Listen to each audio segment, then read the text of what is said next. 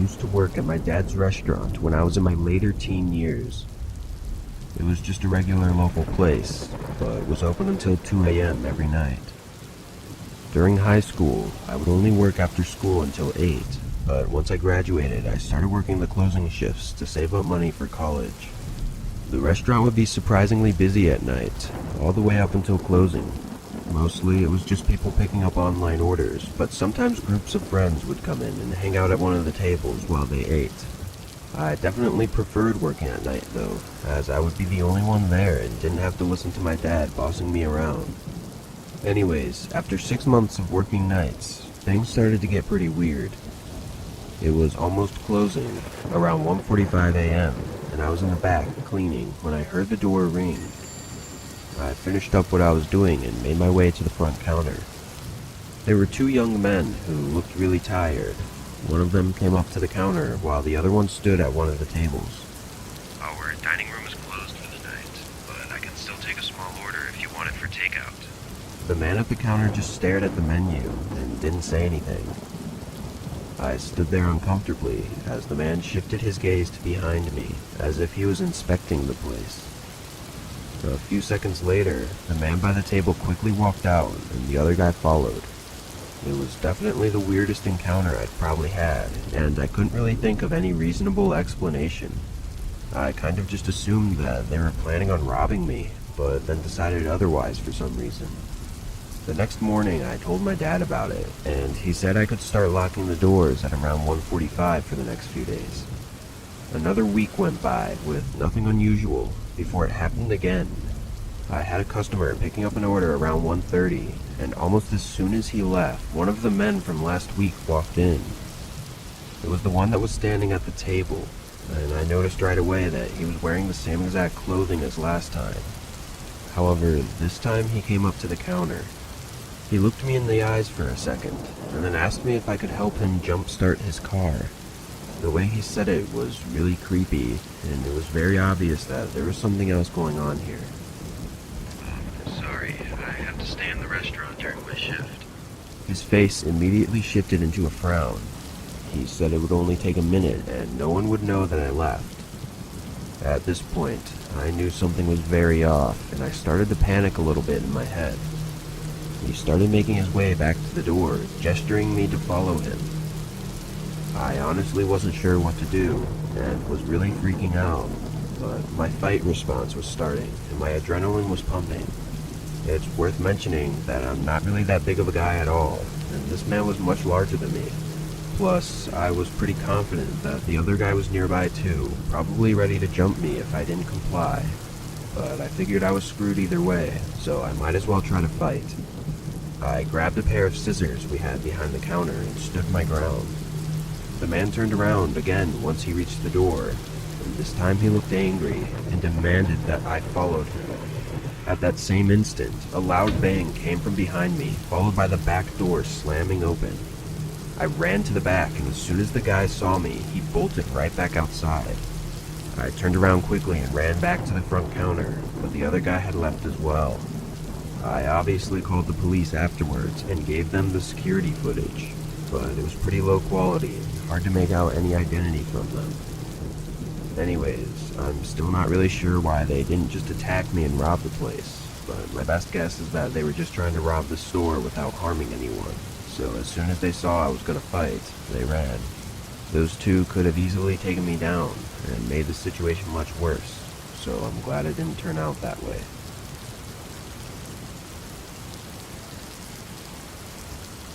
I lived in a small apartment for most of my 20s, as it was all that I could afford since I lived alone. My complex was small and only had 6 total apartments in it. Most of the people living there were older and retired and kept to themselves. I actually liked the fact that I didn't have to interact with any of them every time that I needed to go in or out of the complex, as I'm usually in a rush or just not in the mood to socialize. Anyways, I lived on the top floor, and the room across from me had an old couple living there for almost 2 years before they moved out.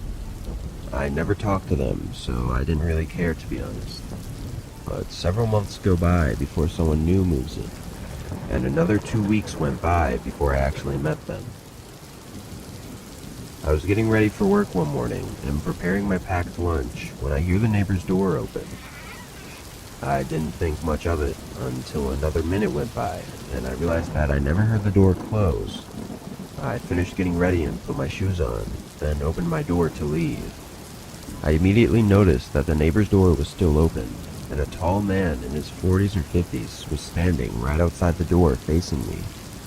He smiled and introduced himself. I faked a short smile and told him my name, then said I had to go to work and began walking past him. But as I started down the stairs, he asked me to come in for a little bit and have breakfast with him. This was really weird, as I had just told him that I needed to go to work. But I just said sorry and continued down the stairs and out of the complex. While I was at work that day, I thought about how strange the interaction was. Thankfully, when I got back home, I was able to get into my apartment without any interactions. But the next morning, I woke up to a knock at the front door. I was really annoyed because I had work today and now I was up early, but I quickly got dressed and opened the front door. My neighbor was there, but strangely he was standing right in front of his open door again. He asked me to join him for breakfast again, to which I obviously declined and told him in a more aggressive manner to not knock on my door so early. The man didn't seem very happy about my answer and just kind of stood there. Then he said that I didn't have to leave for work for a while and I had enough time to eat with him. I knew that there was something wrong with this guy, as there was a lot about that response that was creepy. I firmly said no and then backed away and closed my door, making sure to lock it. Again, the more I thought about this guy, the more creepy and disturbing the interactions seemed. The rest of the day went by as usual though, and I got home around 6. I made some dinner and watched a movie, and got ready for bed around 11. I laid in bed for a while, thinking about my creepy neighbor, and wondering what to do about it. I decided that if anything else happens, I'd contact the owner of the complex and have him talk to the guy. Then I leaned over and turned off my lamp and tried to fall asleep. But a few minutes later, I heard the neighbor's door creak open. I waited silently, listening to what the guy was doing, but I couldn't hear anything else. Again though, I never heard the door close. I was pretty nervous, unsure of what the man could possibly be doing this late at night. Eventually though, I drifted asleep due to not hearing any further noises for over an hour. I'm not sure how long I slept before a loud knock at the door woke me up. But these knocks didn't come from my front door. They were at my bedroom door. I shot up, completely terrified, and turned on the lights. The only thing I had to defend myself with was a small screwdriver on my nightstand. I grabbed it and stood next to my bed, shaking in fear, before picking up my phone and calling 911. When they arrived at the front door, I quickly got out of my room and opened it. I was surprised the door was even shut, but I told the officers everything and all about my suspicions of the neighbor. Unfortunately though, there was no real evidence of a break-in, and they couldn't do much at all. I knew what I heard was real though, and I did not feel safe in my apartment anymore. I called my sister later that day, and she agreed to let me stay at her place for a few days. Those days went by quicker than I hoped though, and I started driving back to my apartment on Saturday evening. I tried to stay calm, assuring myself that the guy had given up by now, and everything would be okay. I pulled into the parking lot and made my way into the building. The sun had just set, so the staircase was dim. I slowly made my way up, trying to stay quiet as to not let my neighbor know that I was coming up.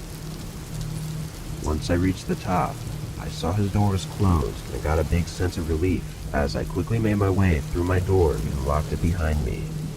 I dropped my bag in the hallway and turned on the lights as I turned the corner into my living room.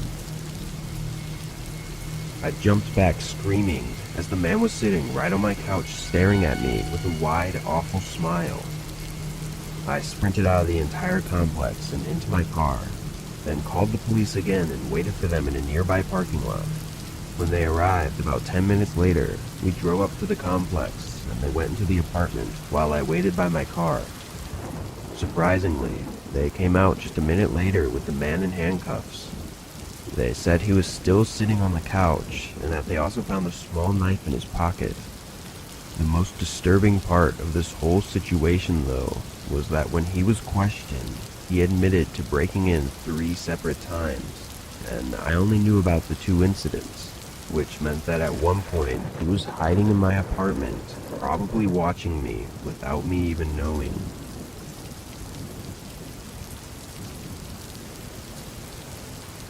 I have a little Jack Russell dog named Maggie, and she has a lot of energy, so when we go for walks, it's not uncommon for them to spread to the 2-hour mark.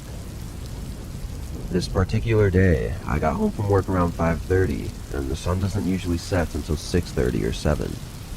Almost immediately after walking through the door, I put her leash on and quickly changed, and then we headed out.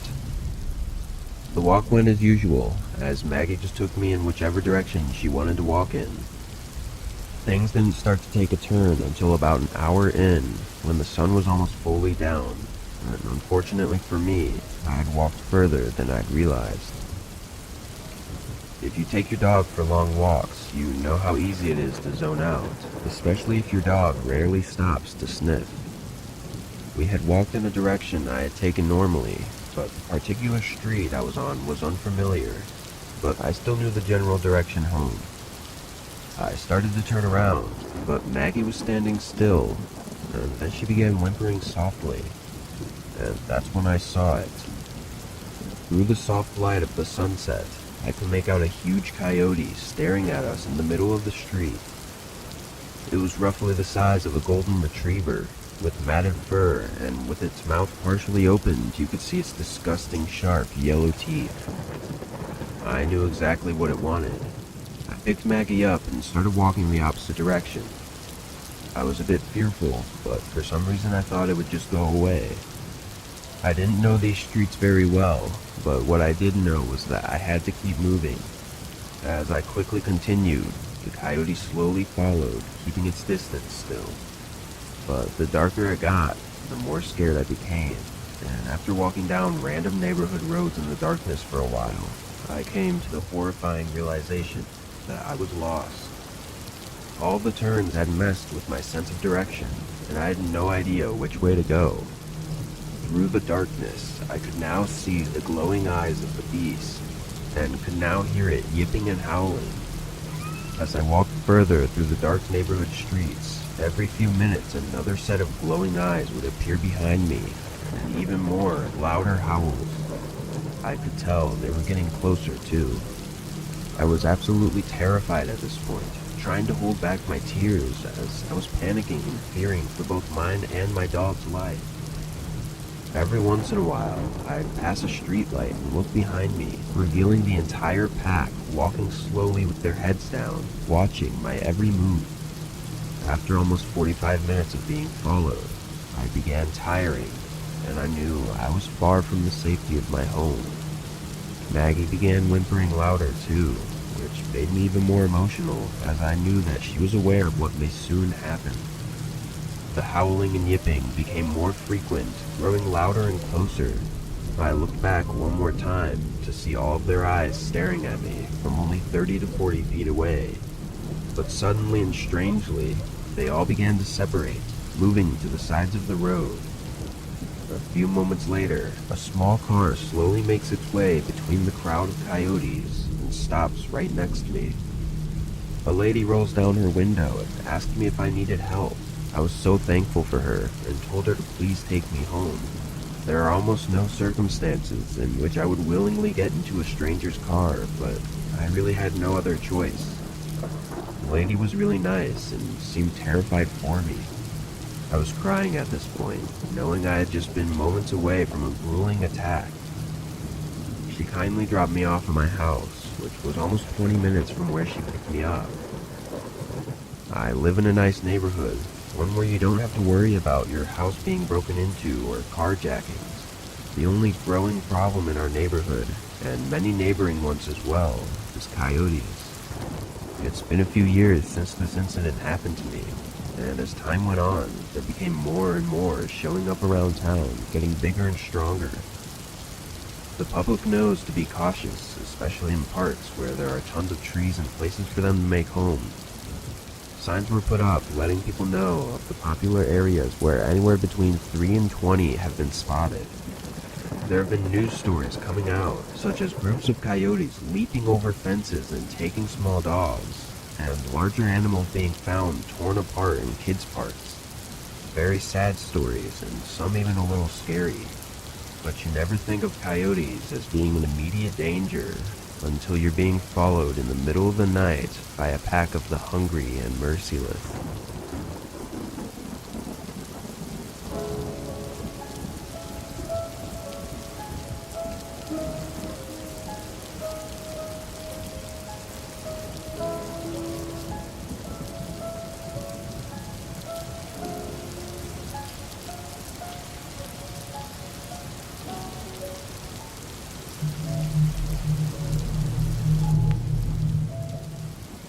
About 10 years ago, I worked at a cemetery.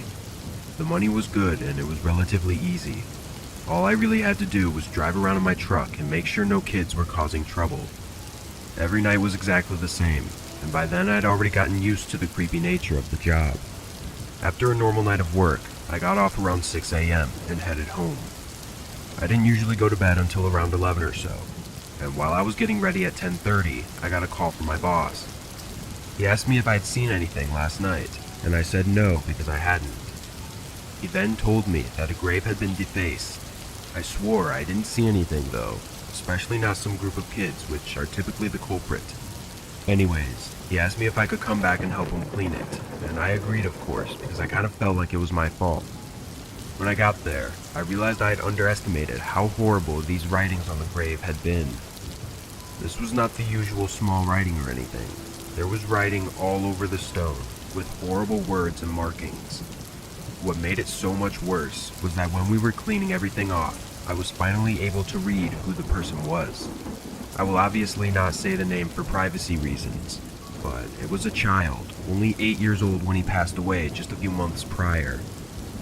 I was filled with anger and sadness, unlike any I felt before. I mean, who does that to a kid? I stayed with my boss for a bit, as we checked some surveillance footage. This cemetery was huge though, and the only camera we had was on one building where the funerals were held, and it wasn't very big. And again, this was quite a long time ago, and cameras weren't what they are today. We didn't see anyone at all. My boss notified the town's office, as the cemetery is owned and run by the city, and for the next few weeks they had some new guys come out to go on watch with me from dusk to dawn. Those weeks went by without anything happening. Didn't see anyone or find any defaced graves. One of the guys rode around with me while the other one stayed near the entrance. I actually became good friends with my watch partner. We wondered and talked about what the defacer looked like, and after some time it seemed like we'd never get to know. Nothing was really happening anymore, and it kind of seemed like a one and done type of screwed up situation. Eventually, the other watch guards left due to the inactivity, and it was back to just me. Another week went by of nothing, before something happened again.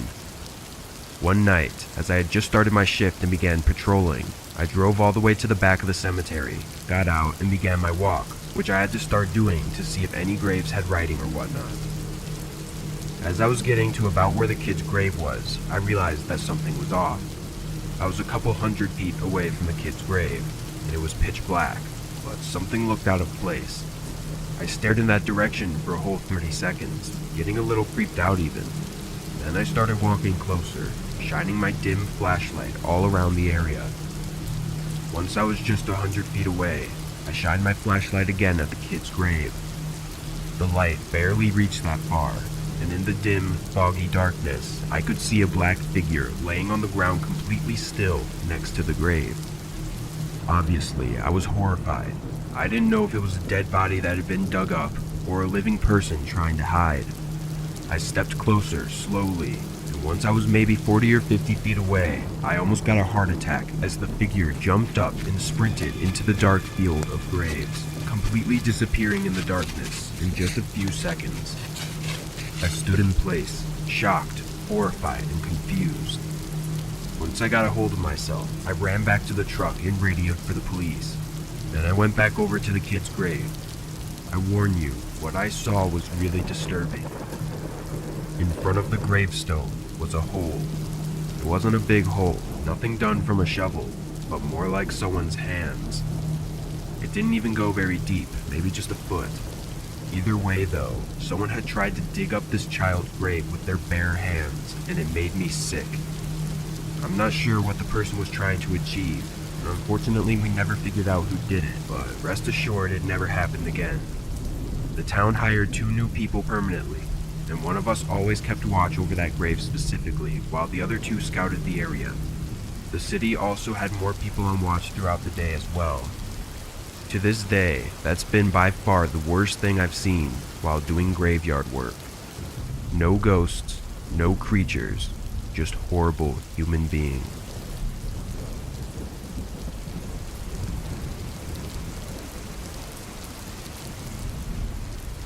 I'm a community patrol officer for a neighborhood in southern Las Vegas.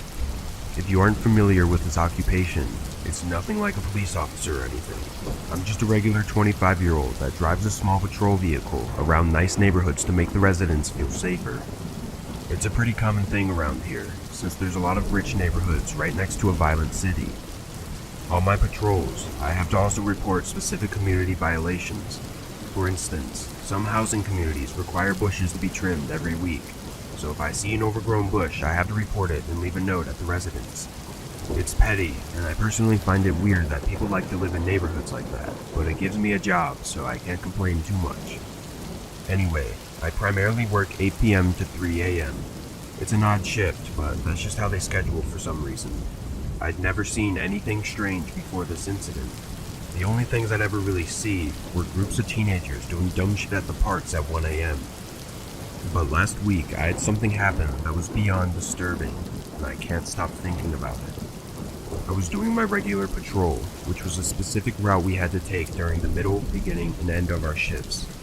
This was my mid-shift patrol, so it was about 10 p.m. and pretty quiet outside. During the drive, I have to check the community pools to make sure they are locked for the night. I pulled into the small parking lot and walked over to the gate.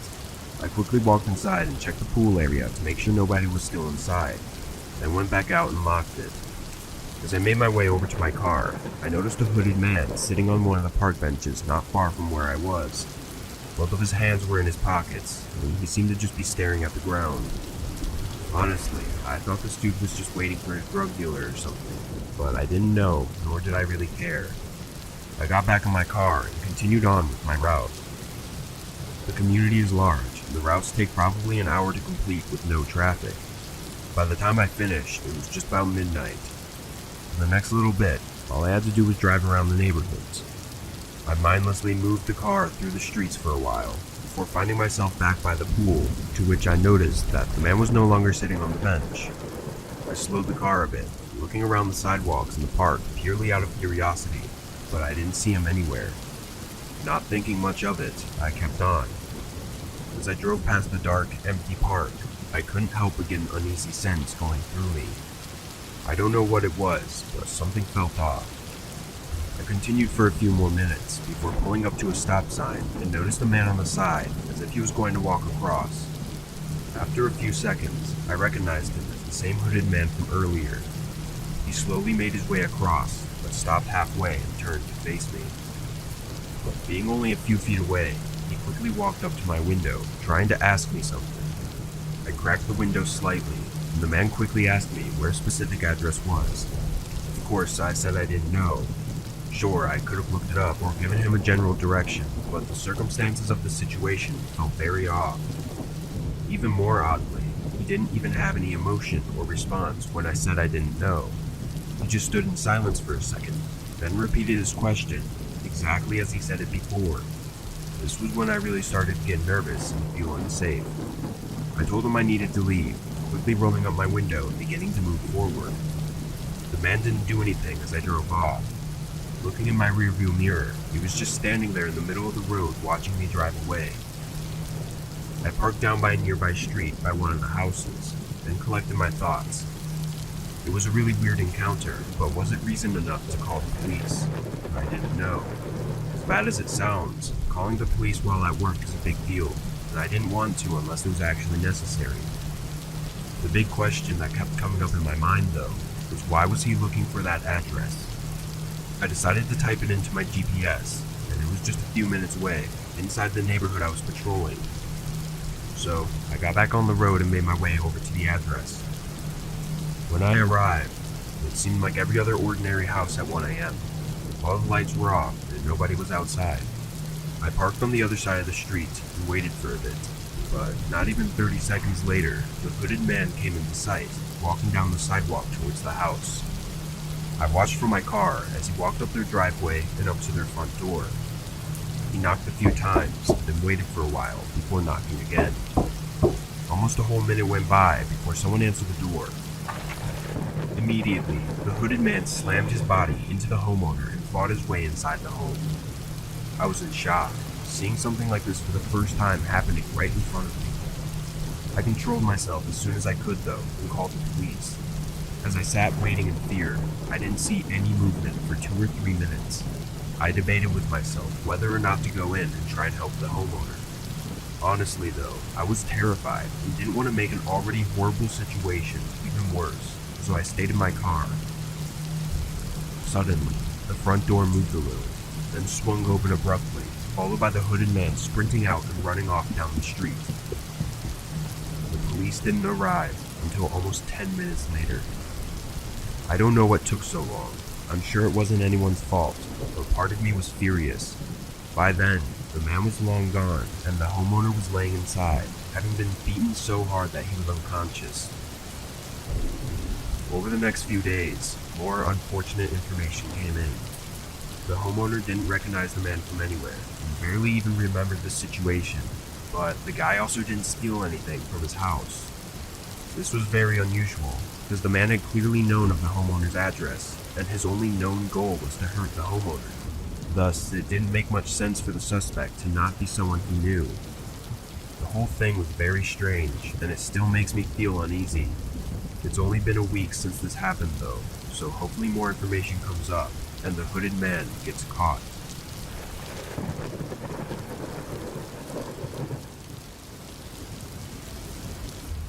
I had recently graduated when this occurred a few years ago, and was taking full advantage of my summer vacation.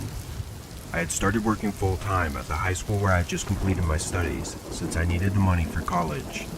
My family had asked me to accompany them to my grandparents' home in Virginia, but I had declined because I had already purchased tickets for a concert that was set to take place on the very day we had to depart. I didn't mind staying behind at all. I mean, what 18-year-old doesn't want a house to themselves for a full week? Furthermore, I had no concerns that my neighbors would complain about the parties or cause me any kind of inconvenience because most of them were gone as well.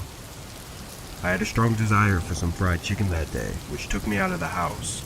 On my way back, there was an accident on the main road, causing a whole line of traffic, so I had decided to take a shortcut and was relying solely on Google Maps to get me home. I noticed a light turn on as I passed a mechanic shop along the route. There was another car, but this car had only one functional headlight, which was really weird. I distinctly recall finding it really odd that this automobile had abruptly turned on its light as I was passing, and I was even more alarmed when it departed behind me. But I was aware that I have a tendency to be paranoid, and that I frequently wonder if someone is watching me and whether they have malicious intentions. I dismissed the idea as a weird coincidence and moved on. I started to stress out as I got closer to my neighborhood and realized that the car was still following me. My fear was increased by the fact that I was low on gas at the moment. I had two choices at this point. Either I turn around and drive home while the strange car pursues, or I just drive about and see if it follows or not. Driving around, however, seemed to be a very dangerous alternative because I wasn't sure what I would do if my car ran out of fuel in the middle of the road, leaving me trapped with this creep. I reasoned that I'd better take a chance in a familiar setting, rather than on the side of a lonely, dusky country road. Once this was decided, I pulled onto my street and felt my heart drop as the car with one headlight turned directly behind me. At this moment, I thought I was doomed. I started pulling into my driveway because there was nothing else I could do, and to my absolute horror, they started to follow me up. Now that I think about it, I believe I should have called the police, but at the time I was so engrossed in my own thoughts that the idea never even entered my head. I might have contacted my dad, who would have gotten his rifle if he was home, but he and the rest of the family were 12 hours away at the time. I stopped and placed my car in reverse when the car started to follow me up the driveway. They reversed in response, but they also came to a stop at the bottom, thus blocking my way out. I started moving forward again, but everything just kept repeating. I drove, they followed, I reversed, and they blocked my exit, over and over again a couple of times.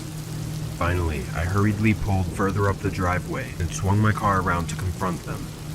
They had already covered more than half of my driveway by this point. I was afraid, alone, and furious.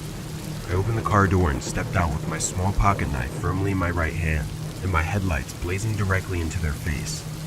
Because I've always been naturally paranoid, as I've already mentioned, I used to keep a small knife between my seat and the car door. I shouted at them, holding the knife out. I merely hoped that they would be panicked. I think they might have believed I was a girl or weak, or maybe had not expected me to react so aggressively. They backed out of my driveway gradually and slowly made their way down the street.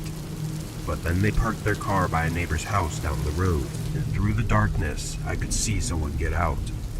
It was at this point that I began to think more clearly and quickly ran inside and called the police. I then went over to the front window, looking out at the dark neighborhood streets, but couldn't see any movement. My adrenaline was fading, and I began to panic even more than I was when I was standing in the driveway. Just then, footsteps were heard running around the outside of my house, followed by a nearby window shaking as they tried to forcefully open it. I was terrified and losing my mind in the panic of the moment. The man continued to run around the house, testing every door and window, trying to force them open. I knew I kept everything locked, but I was worried he may still find a way to break in. I ran upstairs and locked myself in the bedroom, then called 911 again to ask for an update.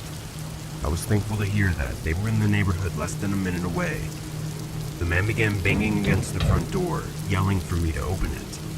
2 cop cars pulled into the driveway just in time though, and surprisingly, the man didn't run or anything.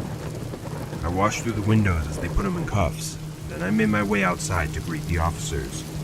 The guy was trying to convince one of the cops that he wasn't doing anything wrong, but of course the cop wasn't buying it. Anyway, long story short, it turned out the man was heavily under the influence of both drugs and alcohol at the time. He never explained what his plans for following me or trying to break into my house were, but considering his state, it couldn't have been good. Luckily, I don't have to worry about seeing him for a long time.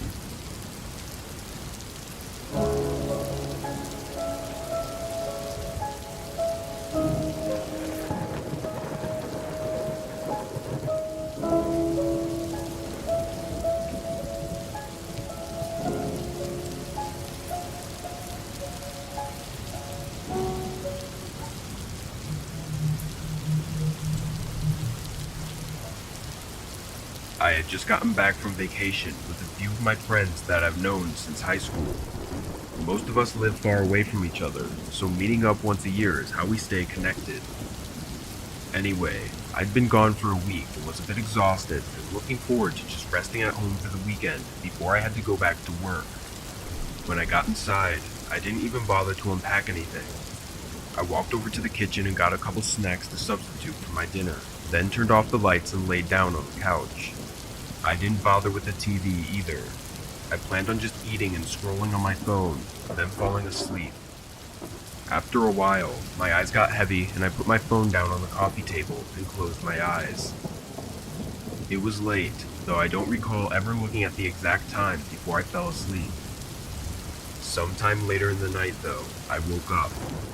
It didn't seem to be for any reason, as I didn't hear anything, but my eyes shot open and my head was in alert mode. It was a strange feeling, like something had to have woken me up to make me feel like this. I sat up and rubbed my eyes, then grabbed my phone and got up to go to bed, figuring maybe my brain felt weird about me sleeping in the living room. Walking over to the stairs, I saw the back porch light was still on. This wasn't shocking, as I'd left it on while I went on vacation in hopes to mislead any possible robbers, as it would look like someone was home. As I flicked the light off though, my eyes shifted to the back door. It was unlocked. I immediately got a bad feeling in my gut, staring at the door. I thought maybe I was crazy and pulled the door, but sure enough, It opened. I quickly shut it and locked it. Had I forgotten to lock it before leaving? There was no way. I checked every door and window multiple times before leaving. I went around and turned on all the downstairs lights and looked around, trying to spot anything missing, but nothing that I could notice was gone. Really unsure about the situation I was in, I went back to the door and tested the lock. With the door locked, I was able to pull it open. I looked closer and could tell that a part of the latch was broken off. There wasn't a single part of me that wasn't terrified in that moment. I knew the chances of whoever had broken in to still be in the house were slim, but I could not sleep until I was sure. This was the exact time when I should have called the cops.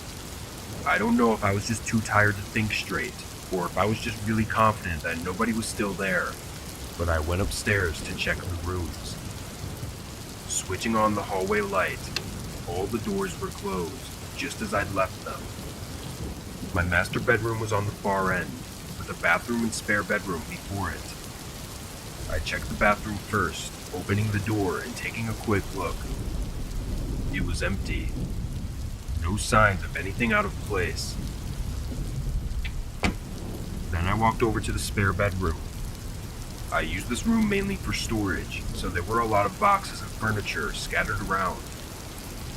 As I walked through the room, looking behind the boxes, I suddenly heard very quiet, soft footsteps coming from the master bedroom.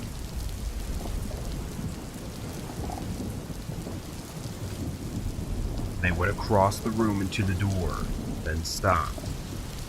It was as if me and this intruder were just listening, waiting for someone to do something. The anticipation and anxiety made fear rush through my whole body. I could hear my heart pounding as I stood in the middle of the room, staring at the doorway leading to the hall. Then, I heard the master bedroom door creak open. Another second of silence passed, before loud footsteps sprinted down the hall and a figure ran past the doorway. I just froze. Couldn't get myself to move or anything. Just completely frozen, listening to my heart beating rapidly as the footsteps ran through the house and out the back door. Still in a state of shock, I pulled my phone out and called the police. This was one of those home-breaking cases that likely had a much more horrifying plot than just a simple robbery. Whoever it was didn't take anything. Police found no signs of someone having stayed there for long either, so they had to have broken in earlier that day. Whoever the intruder was somehow knew I was coming back that day and tried to break in discreetly so that I wouldn't notice when I got home. Then they went upstairs and hid in my bedroom all night, waiting for me to come in without expecting anything. And who knows what they planned to do if I walked through that door.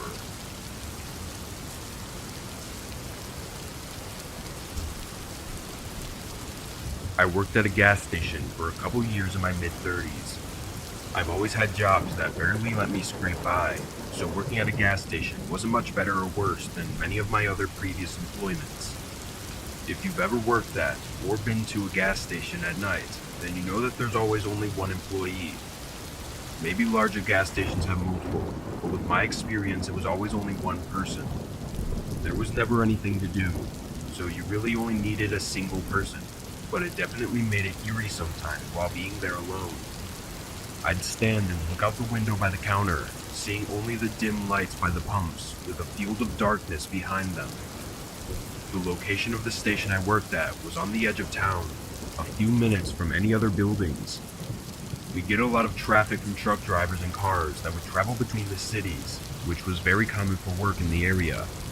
When this happened to me though, it was the beginning of spring and had been raining quite a lot. What's great about when it rains is that most people choose to pay with a card instead of cash, meaning far less people would actually enter the store. It was raining heavily this night, and very few cars were even coming up to fill their tanks. I guess we weren't busy in the daytime either, because all the shelves were fully stocked, leaving me with absolutely nothing to do but sit there and wait for the clock to run down. Past midnight, I was seeing maybe 1 or 2 cars pull up every hour. One man actually came in to pick up a pack of smokes, but that was it. After that, I was fighting hard to stay awake. It wasn't even that I was tired, I was just extremely bored. But then a car rolled into the station, followed by another, and then another. What are the odds, right? I started paying attention, watching through the side window. None of the people got out. They all just stayed in their cars right next to the pumps, keeping the cars running. After a few minutes, I thought I might actually have to go out there and tell them that it's dangerous to leave their cars on next to the pumps. But then a few doors opened and a few people got out. 5 people total exited the cars.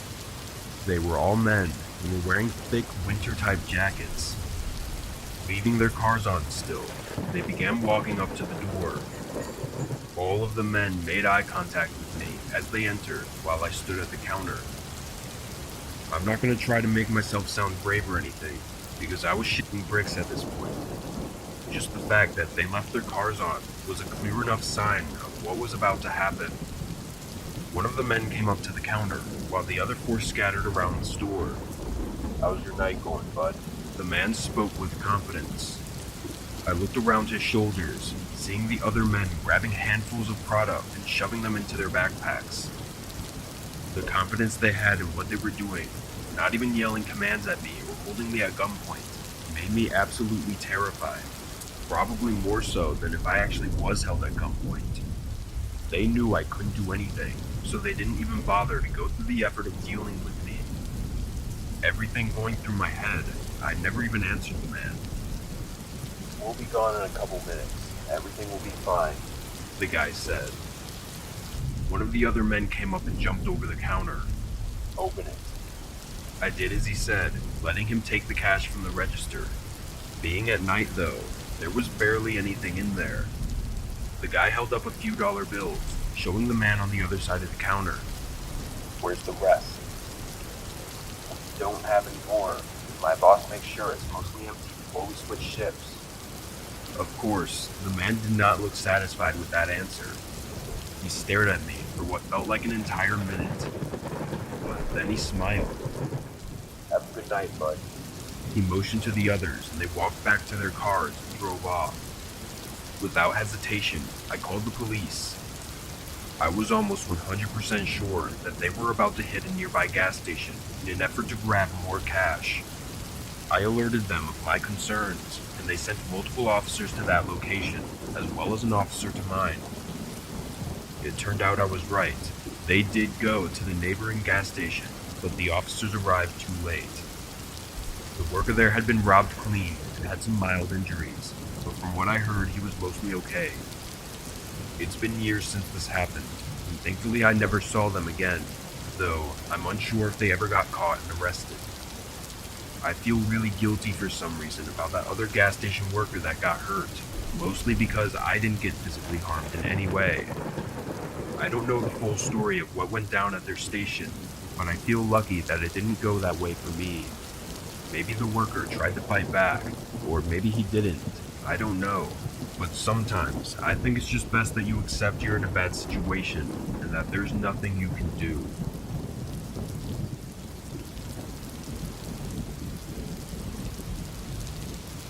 I'm a 22-year-old male, and this encounter happened a few months ago.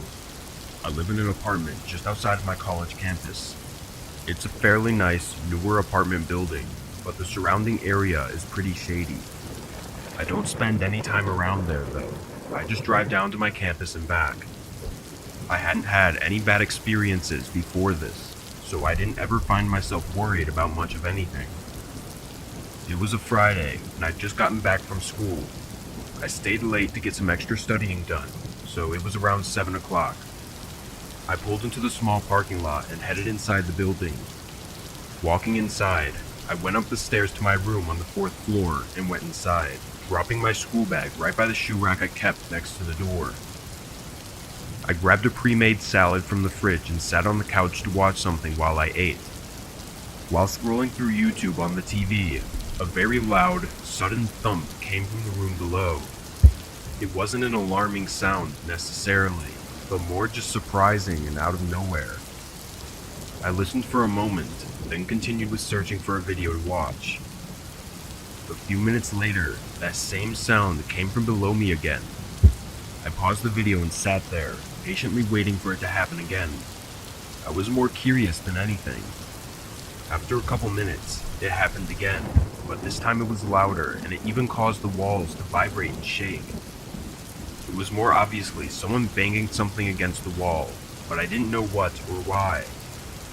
I waited again, but after a bit of no further sounds, I just continued about my night. I'm not sure how much time passed, but it wasn't too long, maybe 40 or 50 minutes, when I heard a knock by the front door. I was in the kitchen, which was right next to the door, so I knew the knock didn't come from my door, but most likely my neighbor's. Listening more carefully, I could hear a man mumbling something. It sounded like he was having a whole conversation with himself, just whispering and mumbling random sentences. I won't lie, it kind of creeped me out. When the mumbling stopped, I went over to the door and looked out the peephole to see if he was gone. The dude was standing in the dark, right in front of my door. He was looking down at the knob as if contemplating whether or not to try opening it. I backed up, trying to quietly walk back to the couch to grab my phone just in case, but almost immediately, the guy banged on my door. He began mumbling again too, making me believe he was definitely on some hard drugs or something. I took my phone and held it tightly, unsure of what exactly my next move was going to be. I didn't know if he was just some harmless druggie, or if he had worse intentions, but I felt fairly safe where I was, so I held off on doing anything. After maybe 30 seconds though, the man banged on my door again, yelling something at me, though it was heavily slurred and unrecognizable. I ran to my bedroom and called the police. I didn't know what he wanted, but the fact that he wasn't leaving made me pretty scared of what he wanted. The operator said they were a few minutes out and asked if I wanted to stay on the line. I told them I was okay and hung up. Just then, the guy outside the door started banging even harder. He was definitely hitting the door with something, as it was too powerful of hits for it just to be his hands. It sounded more like he was trying to break the door down at this point. I grabbed a baseball bat from the corner of my room and prepared to hold my ground as the man continued with his efforts. This went on a while, until I saw the reflection of flashing blue lights outside the window.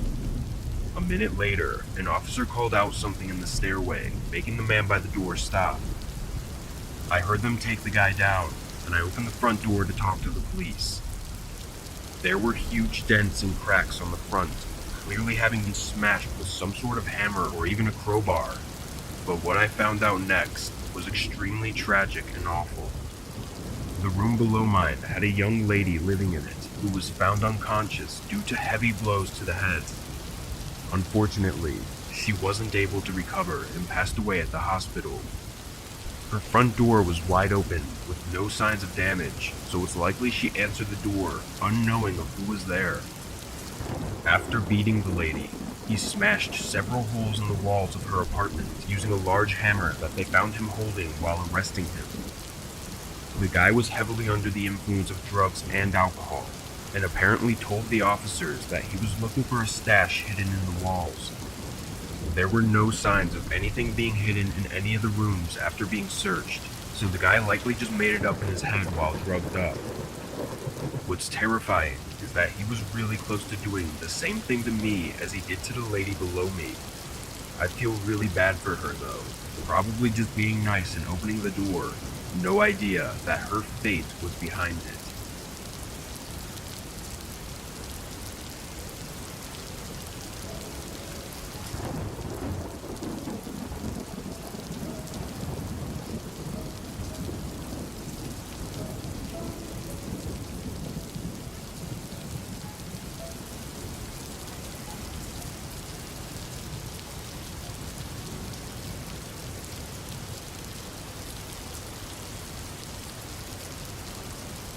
I was house sitting for one of my best friends last year. They had a few lizards and some fish that I had to feed, along with a bunch of houseplants to water. They were on a 2-week-long business trip, so I agreed to take care of everything while they were away. Their house was a lot nicer than my apartment too, so I was glad to do it. The first week went by, and it was great. It felt kind of like being in an Airbnb. But then one night, while sitting at the table in the kitchen, I heard a man cough right outside the house. It scared me because it was so close, being just outside the back door. I quickly walked over and turned on the outdoor lights to show that I was home. I waited a minute before looking out the window. Whoever was there was gone now, but why were they there in the first place? I stayed extra cautious for a while, but there was nothing else. It was a little past 7, and I had nothing to eat, so I went outside to go pick up some food. But as I was walking out, I noticed some footprints in the yard. The grass was pressed down, and there was a clear path they walked in. I followed them, going from the sidewalk to the back of the house, and then turning around and going back to the sidewalk. I got in my car and went out for food, but thought about it while driving. I couldn't come up with any reason someone would do that. It really just seemed pointless. When I got back to the house, I did a quick search for any more footprints in the grass, but didn't see anything. I went back inside and sat down to watch TV. After an hour, I was starting to get sleepy, so I shut it off and got in bed, sitting up on my phone for a bit. That's when I heard someone outside again. They were walking through the front yard. I listened as they went up to the front door, and then went around to the back door. I got up, more alert now, as I heard the back door shifting around like they were trying to open it. I went to the top of the stairs and flipped the light switch, turning on the downstairs lights. The person stopped. I walked down a few steps, then leaned over the railing and looked at the back door. Nobody was there anymore, and for some reason, that terrified me even more. Seconds later, I saw shards of glass flying across the living room as I heard a window shatter. From where I was standing, I couldn't see it, but I immediately ran upstairs and into the bedroom. I heard a few coughs, then the glass crunching as they stepped inside. As soon as they were in, everything turned to chaos. It was like they were pushing everything over, hitting and breaking things. I called the police, but I feared they wouldn't make it in time to help me. After a minute of destroying the bottom floor, the intruder ran up the steps and went into one of the spare bedrooms, doing the same thing. Then he came up to the bedroom that I was in. He tried opening the door, but I had locked it. Instead of leaving, he started smashing something against it, trying to break it down. One of the panels from the door nearly flew off, allowing them to reach in and open it. The man stepped in. He was wearing a face mask and a hoodie, and was holding a metal baseball bat. I was in the corner of the room, holding back tears as he looked at me in rage. But then he looked away and started smashing the walls and furniture all around the room. He didn't even acknowledge me. He just went around me, destroying the entire room in as little time as possible. Then he ran past me and went into the next room before he finally went downstairs and left the house. I stood in that same spot, frozen, until the police came. My friend came back early the next day to deal with the situation, but basically everything in the house was trashed and destroyed, but nothing was stolen. The police said it almost certainly had to be someone she knew that had something against her, but she couldn't think of anyone who would do this to her. I tried to give a description of the man, but he was fully covered, so I wasn't of much help. The most terrifying part was that the man just ignored me, confidently unthreatened by me.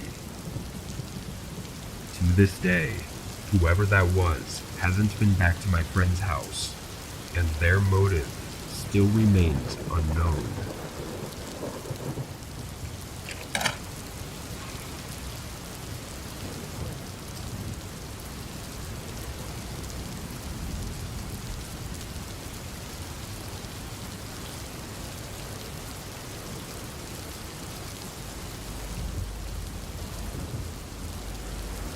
I worked in the warehouse section of a local grocery store a few years back.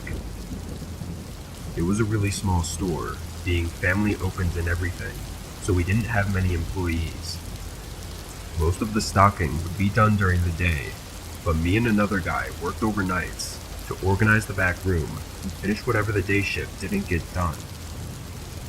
It was a simple job, and honestly paid well compared to other big-name stores. The only downside was that I would work alone 2 nights a week on my coworker's days off. He did the same on my days off, and we both always complained about it because we'd still have to do the same amount of work, except we'd have to do it by ourselves. This happened on a Friday night, which was my coworker's day off. I clocked in at 10:30 and started rolling out the boxes to stock. I had my headphones in, listening to a podcast. Around 3 hours in, I finished the first set of boxes and went into the back to grab more when I heard a thud echo through the building. I pulled my headphones out and listened. The building made strange noises sometimes, but I'd never heard them that loud before. I went to the front of the store and looked down the aisles, but it seemed to all be normal. One thing to note is that the store locks the entrance doors at night, but the exit doors are those automatic ones that swing open when you walk by them from the inside. We always leave these unlocked, allowing you to actually pull them open from the outside. It takes a bit of strength and kind of feels like you're breaking the door, but the other stores I used to work at did this same thing too, so I assume it's a regular practice. To be fair, if you weren't a worker, you really would never know that they were unlocked, because a quick pull on the door wouldn't even make it budge. You really have to force it. Anyway, this always made me slightly nervous whenever I'd hear something. Seeing as everything was good though, I went back to work. I was in the aisle in the far left of the store, stocking beverages, when I suddenly saw a figure walk past the aisle. It was in the corner of my eye, so I didn't get a good look, but it was enough to make me jump. I pulled out my headphones again and quickly went to the front, looking down where I thought I saw them walking. They weren't there anymore though. I jogged across the store, looking down each aisle. I was sure I saw someone, but now it was like they disappeared. I even searched the back room and didn't see anything. I wasn't sure if I was just seeing things now, or if it was real. I went back to work, but I was a bit paranoid for the rest of the night, looking around often. I heard a couple more things throughout my shift, checking on them each time, but never finding anything. It wasn't until I talked to my coworker the next night that we decided to check the security cameras. He was technically the overnight manager, so he had access to the security room. We saw nothing unusual for the first hour, but then, around the 1 hour and 20-minute mark, a man could be seen entering through the automatic doors. He was wearing a large jacket and had one hand kept in his pocket the whole time. He walked around the store, sometimes stopping to watch me while I was stocking with my back facing him. It gave me chills watching this guy stare at me without me even knowing. We saw him knock over a box at the 3 hour mark, putting it back quickly and rushing to hide. This was the first sound I heard. After this, we took the footage to the police, but there were no identifying features, so it was worthless. Seeing that man stare at me with one hand in his pocket the whole time was such an eerie feeling though, looking like he was hiding a gun or something, deciding whether or not to do something terrible, or maybe he was waiting for me to catch him first. He never came back, at least, not that I know of.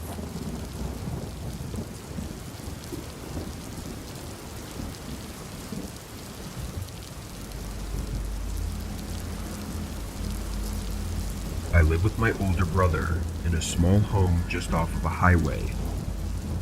We're both in our mid-20s, working regular jobs, but financially, it's a lot easier on us to split the rent and live together. Anyway, we don't see each other all that often because we work opposite shifts. I work the morning shift and he works overnight.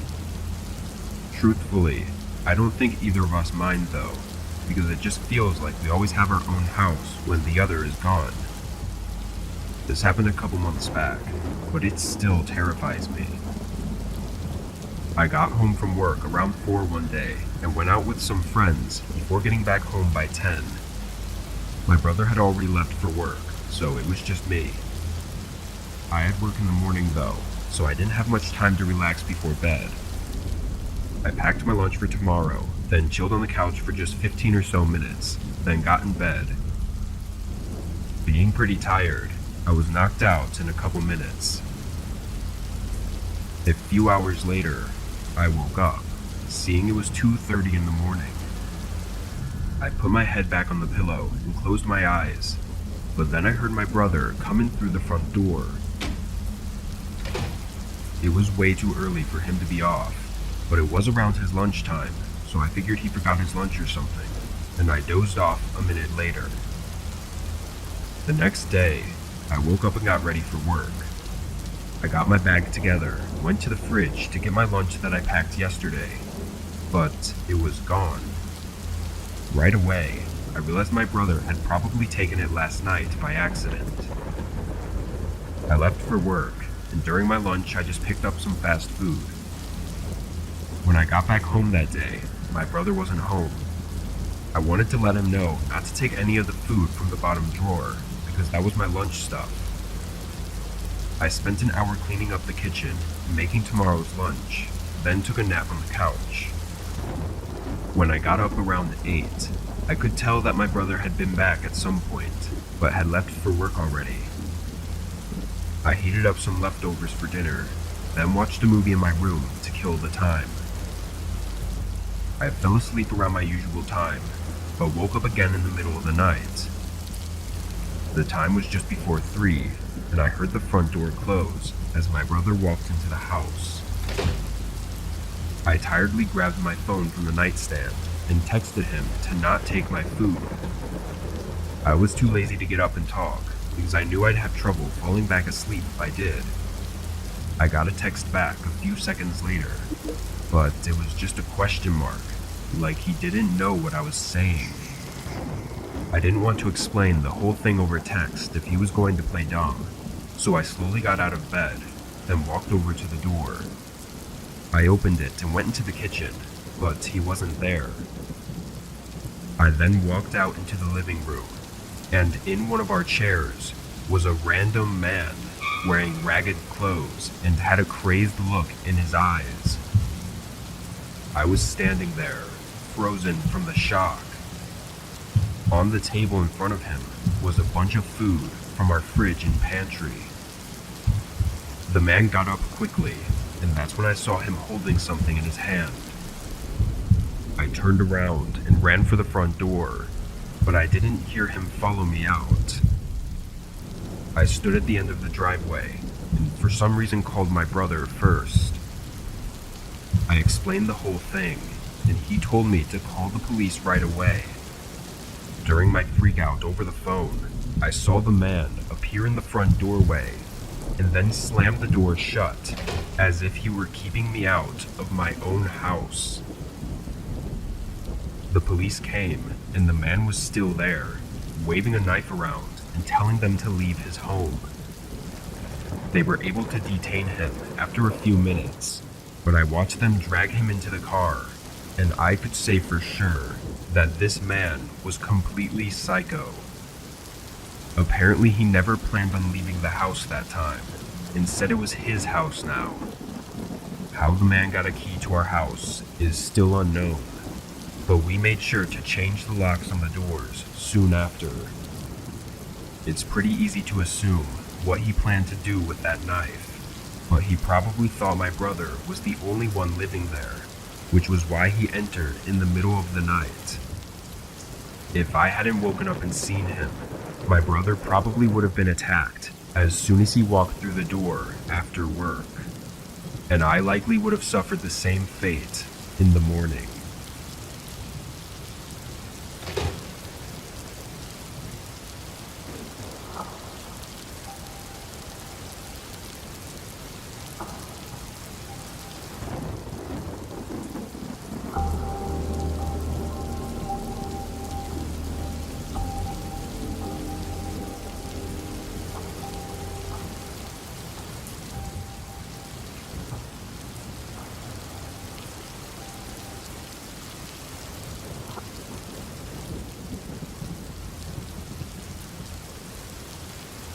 My house is on the edge of a small town, having several acres of land surrounding it.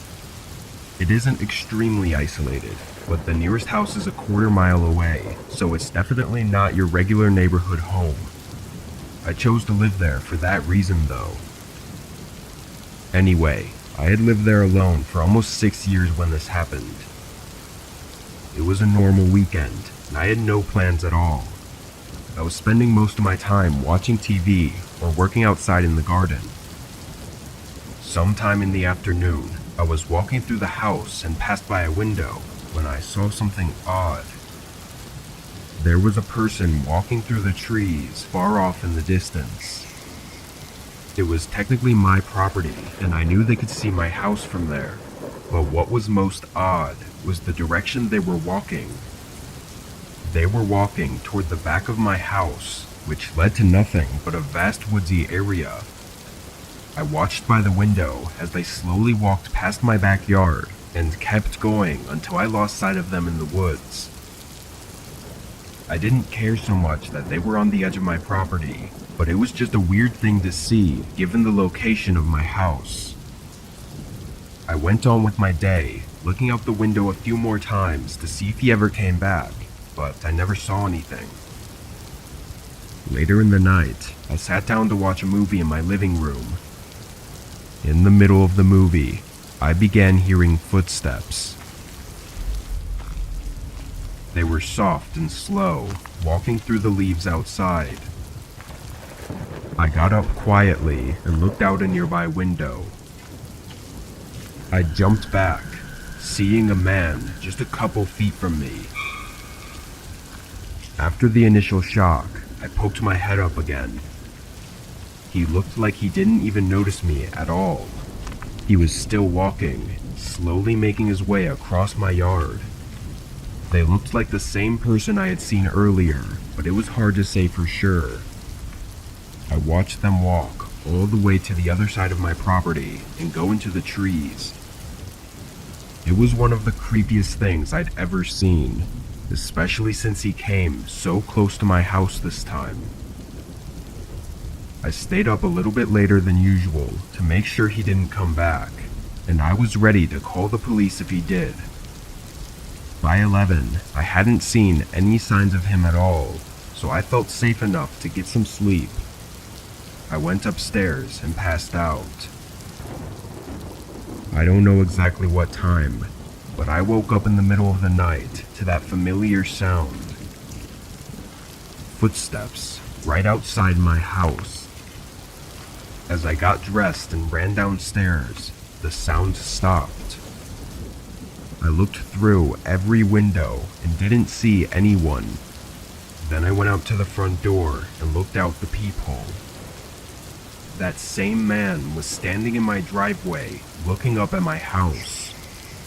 It was an eerie sight, like he was plotting something. I got my phone and contacted the police, but I knew it would be probably 15 to 20 minutes before they would even be here. When I looked out at the driveway again, the man was gone, and that's when I heard the same footsteps around the side of my house. I waited quietly, hoping he'd just go away, but then there was a sharp, sudden sound from my backyard, followed by absolute silence.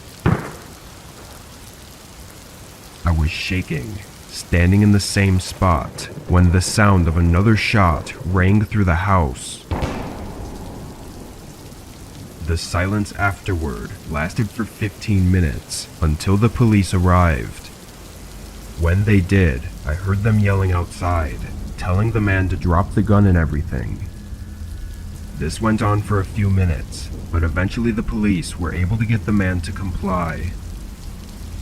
There's no clear answer as to what he was doing, and after I told them about what I'd seen earlier, with him walking back and forth through the woods, it only complicated things more. As far as I know, the man was pleading it as a temporary act of insanity. Nobody knows for sure if that's true or not, but I find it hard to believe.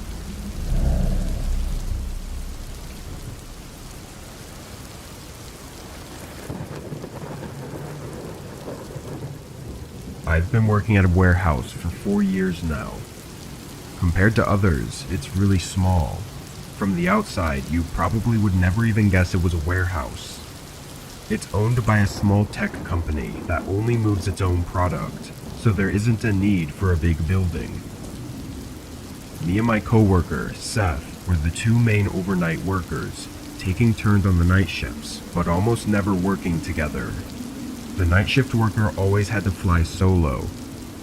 The main job for the overnight guy was to fill out paperwork, like inventory counts and shipment confirmations, so it wasn't really a multiple person job anyway. But one night, while I was filling out these papers in the back room, I heard a knock echo through the front of the building. When I walked to the front, there was a man standing outside the building's main entrance. He had his hands above his eyes, pressing his face against the glass door like he was trying to look inside. I walked closer to the door, and once he noticed me, he moved his face back and knocked again to get my attention. "Open the door," he yelled, grabbing the handle and shaking the door violently. I told him he needed to leave and that the doors were not open to the public. He looked at me through the glass for a moment, then calmly walked away. I wasn't sure what to make of it, but thought it had to be some drunk guy or something. I continued with my work, but on the following night, the same thing happened. I heard the knocks, and the man was back at the entrance doors. He yelled at me again to open the door. I told him that he needed to leave, and if he ever comes back, I would call the cops right away. I think that did it, because he immediately turned around and quickly walked away from the building. The next few weeks, he never showed up. I mentioned him to some of the day workers, but they'd never seen the guy before. Then one night, while I was working the forklift, I thought I heard something by the back of the building. It was a thud, I thought from the outside of the building, but I wanted to be sure. I turned off the lift and walked to the back, but everything looked fine. Nothing had fallen over or was out of place. I walked further down to the far wall, and that's when I noticed the back door. I started wondering if that guy had come back and was at this door instead. Maybe that's what the sound was. This one wasn't glass though, and there were no windows on it, so I had no way of knowing what was on the other side. I checked to make sure it was locked, and it was, but I still had a strange feeling about it. I was tempted to open it and look around, but I knew better than to do that. I went back to work, only to hear that same sound a few minutes later. I checked again, and everything was fine inside, but the more I looked at the back door, the more of this strange feeling I got. Then I got an idea. I hurried back to the main office and decided to ease my mind by checking the security camera on the back of the building. My manager always told me that I should really never do this, but I really felt like I had to. It took me a second to find the right camera footage, but once I did, I saw that same man standing against the back door. He was leaning with his ear pressed against it, probably listening to me and hoping I'd open it. I called the cops, but it was like this guy knew somehow, because as soon as I put the phone down, he walked away. Over the next 2 days, we went through the past 2 weeks of security footage. After the 2 times I saw that guy at the front entrance and told him to leave, he continued to come to the building every single night, leaning up against the back door and listening. It was really creepy seeing this guy was at the building every night without me knowing. We had the cops stay on patrol outside the building for a few weeks after this, but the man never showed up again. I don't know what he wanted, but I still worry that he's gonna come back.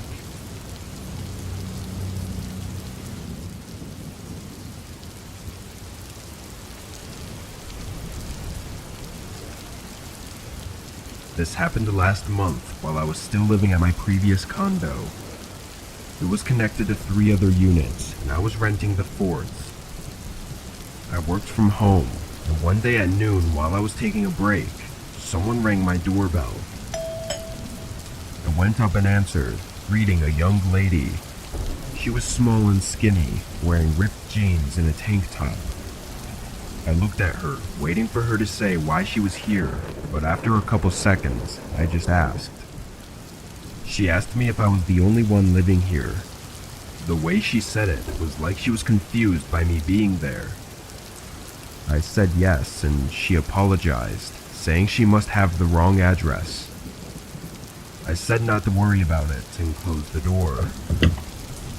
I went back to work after that and didn't think much else of it. A few more hours into the day, once I was done working, I went out to the supermarket and got back home around 8. When I entered my condo, I felt like something was off. I didn't know what it was, but I went ahead and put my groceries away and started cooking dinner. A few minutes in, I hear something from one of my bedrooms down the hall. All the doors in the hallway were closed, and I had no idea what the sound was, but I tried to convince myself that it was just my upstairs neighbor. I finished making my food and sat at the small dining table to eat. That's when I heard a door open. It took me a second to realize it was from my condo and not a neighbor's. I stood up and froze, hearing footsteps coming down the hallway from the bedrooms and approaching the kitchen. A second later, a man appeared from the hallway. He didn't say anything. He didn't even look at me. He just walked right past me and over to the front door, opening it and leaving. I was still standing by the table, terrified. I ran to the front door and locked it, and locked myself in a bathroom. I know the man was gone, but I was still scared that he might come back. Luckily he didn't, but police weren't able to gather any information on him. I told them everything I knew, but I only saw him for a moment and he didn't even look at me, so I never got a clear view. We asked the neighbors too, and none of them said they heard or saw anything. What's really scary is that there's no signs of a break-in, so it looks like he had to have some sort of key to get in. I also told the police about the lady that came by and how it was a weird encounter. It may have been a setup for them to scope out the place before entering. I just don't understand why this happened to me. There were a few things missing, but amounting to less than $100 total. Maybe I got home before he had the chance to grab more, but he didn't even have a backpack or anything, and the fact that they must have had a key only had me paranoid even more. I was able to move out, but it's only been a month, so I'm still shaken up.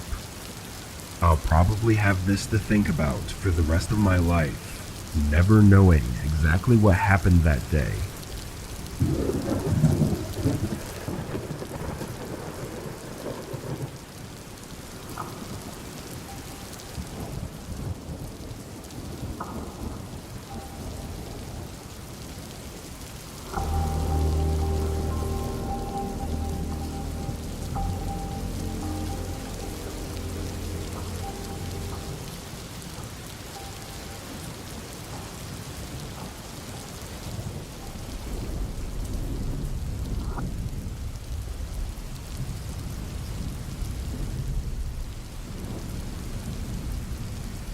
This happened during a road trip I was taking on the way back from seeing my family for the holidays.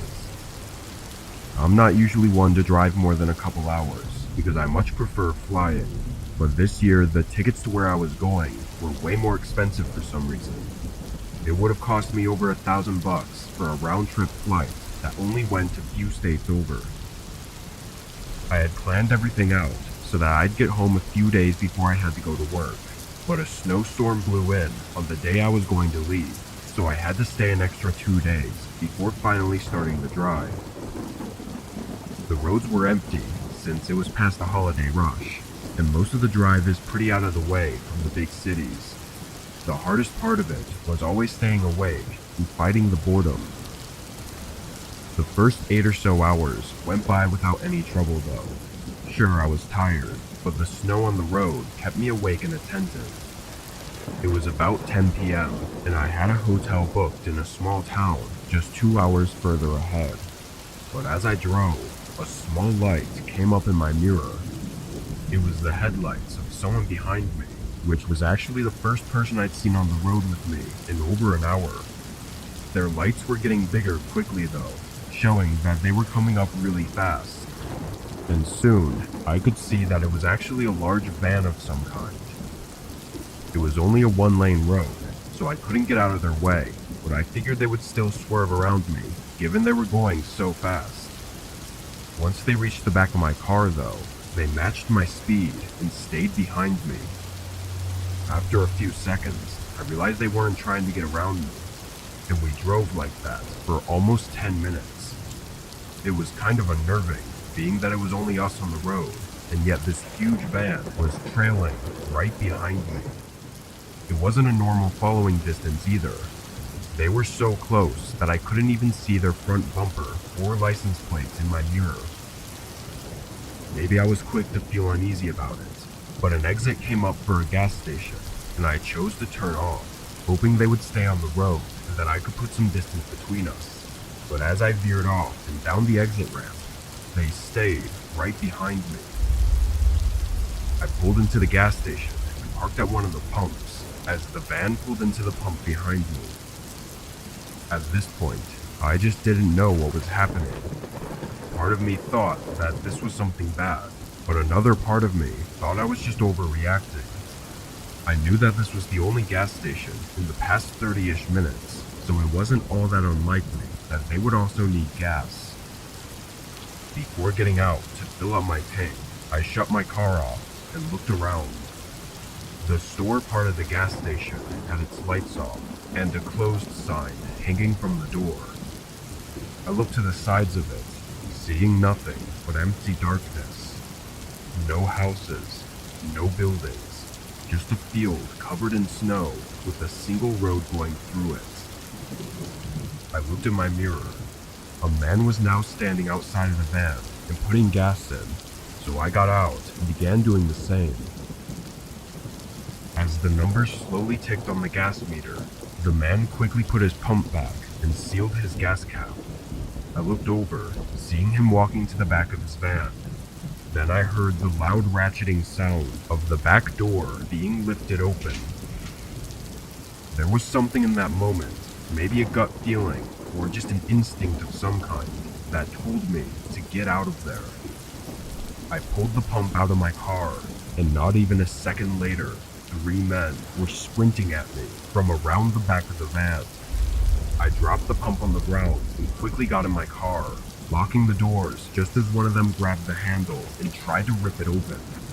I was shaking and moving as quick as I could to get the car off.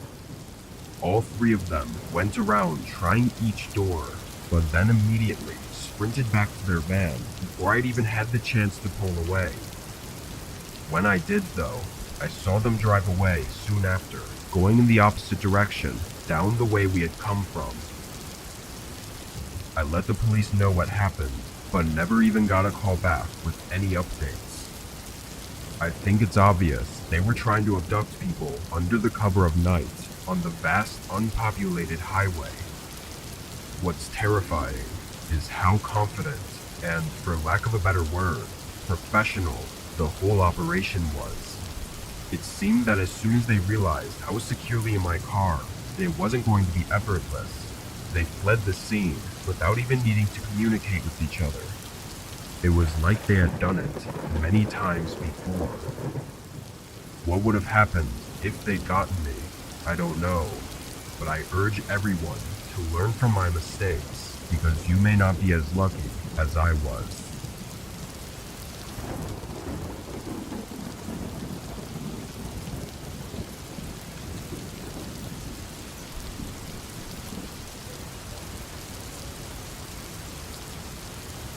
In 2019, I did deliveries for a pizza place near my school.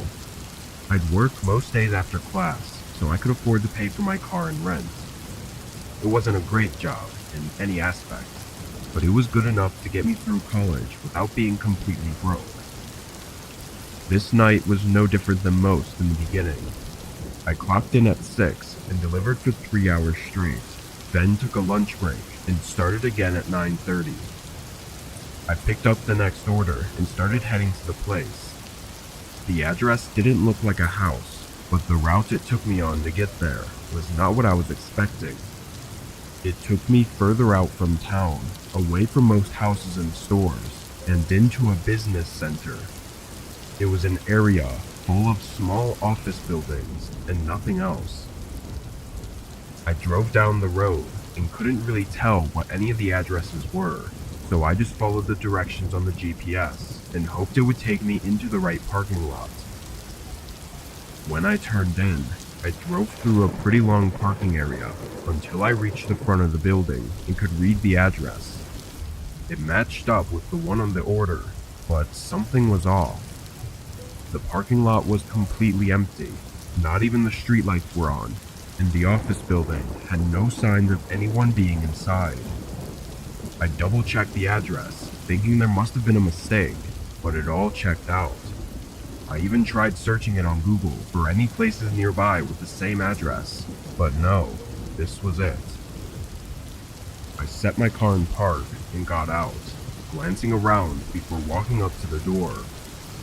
It was a glass door with a dark tint covering it.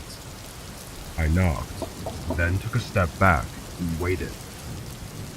It only took a moment before the door opened. It was a middle-aged man, wearing very casual clothes and holding a small grin on his face.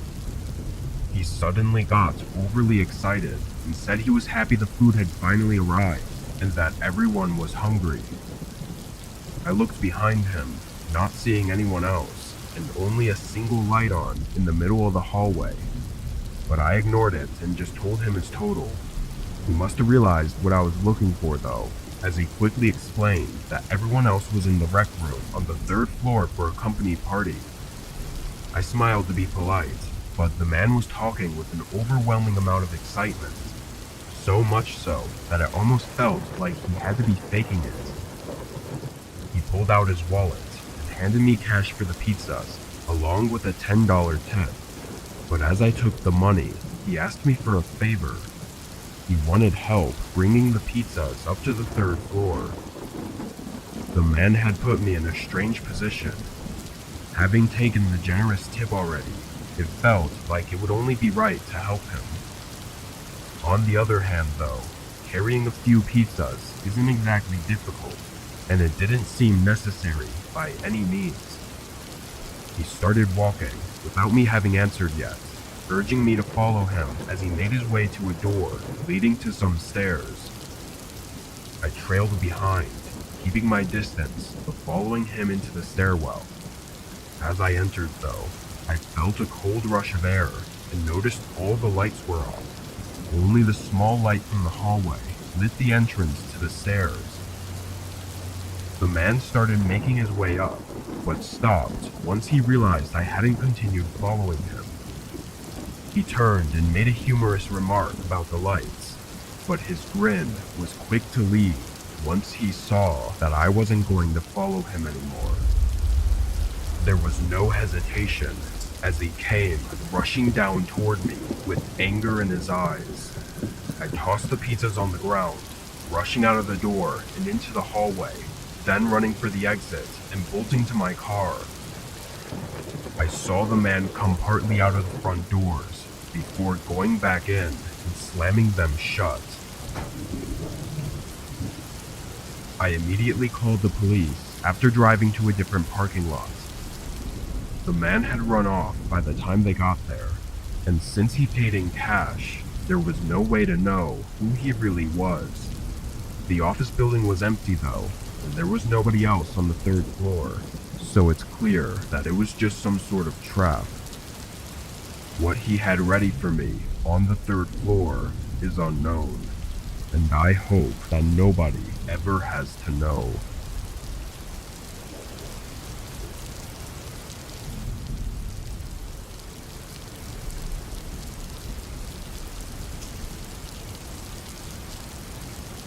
I work for my dad at his small construction business.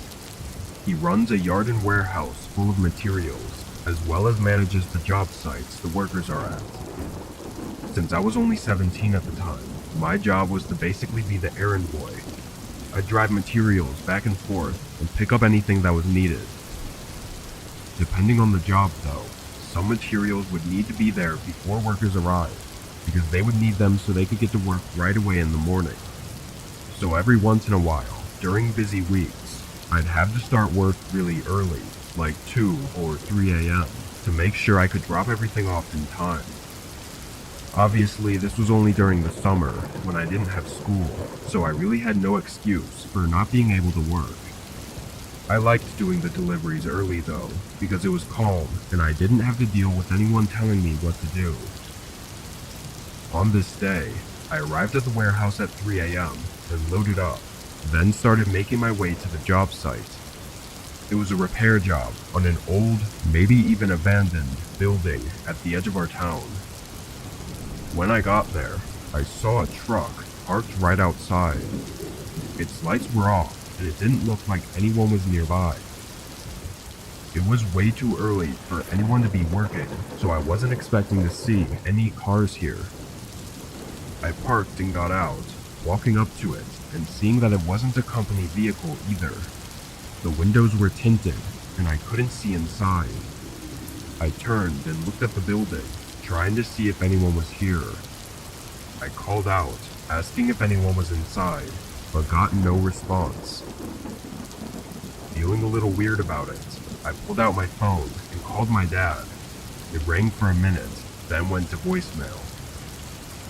Figuring it was probably just a worker's personal truck that they'd left there, I went back to my truck and started unloading the materials. It took probably an hour. Then I got back in and started to drive off. As I left the area though, I looked in my rearview mirror, and suddenly, the truck's lights turned on. I practically slammed on my brakes, stopping on the side of the road and watching as the truck started to back out. Someone was in there the whole time. Knowing that, I was sure that I couldn't have been a worker because they definitely would have responded to me. I sat and watched as they made their way out of the parking area and onto the road. I grabbed my phone and quickly dialed my dad's phone number again. While I waited for him to pick up, I looked over, seeing the truck had stopped right next to me. I stared at their window, knowing someone behind it was probably staring at me. I tossed my phone on the seat and started to drive forward, but the truck was quick to match my speed and prevent me from getting back onto the road. but there was nowhere else for me to go. To my left were trees, and to my right was this truck blocking my way.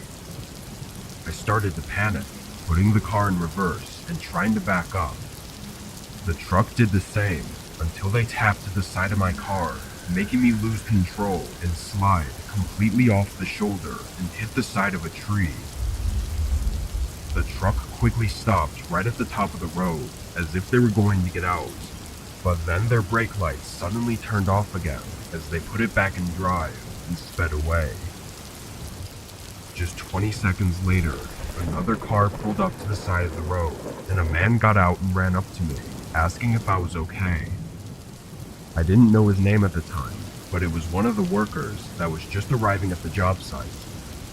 He only saw the last bit of what happened, but said he recognized the other truck as Samuel's, who was another worker my dad had hired a few months ago. As it turned out, a bunch of tools and materials were missing from the job site, adding up to almost $10,000, and that's only from that one night. He could have been slowly stealing a few things at a time over the past few months. I think what happened that night, though, was that Samuel thought that by me seeing his truck, it would eventually all get traced back to him and he'd get caught, so he tried to stop me. I don't know what he would have done to me, but considering I was the only witness, it's likely that he wouldn't have gotten caught as long as I was never seen again. Unfortunately though, his name and everything else didn't add up to anything, and it was likely he was either an illegal immigrant or some kind of felon that went through the effort of getting fake or stolen IDs and work documents. I was never expecting something like that to ever happen, but at least it's really unlikely that I'll ever see that man again.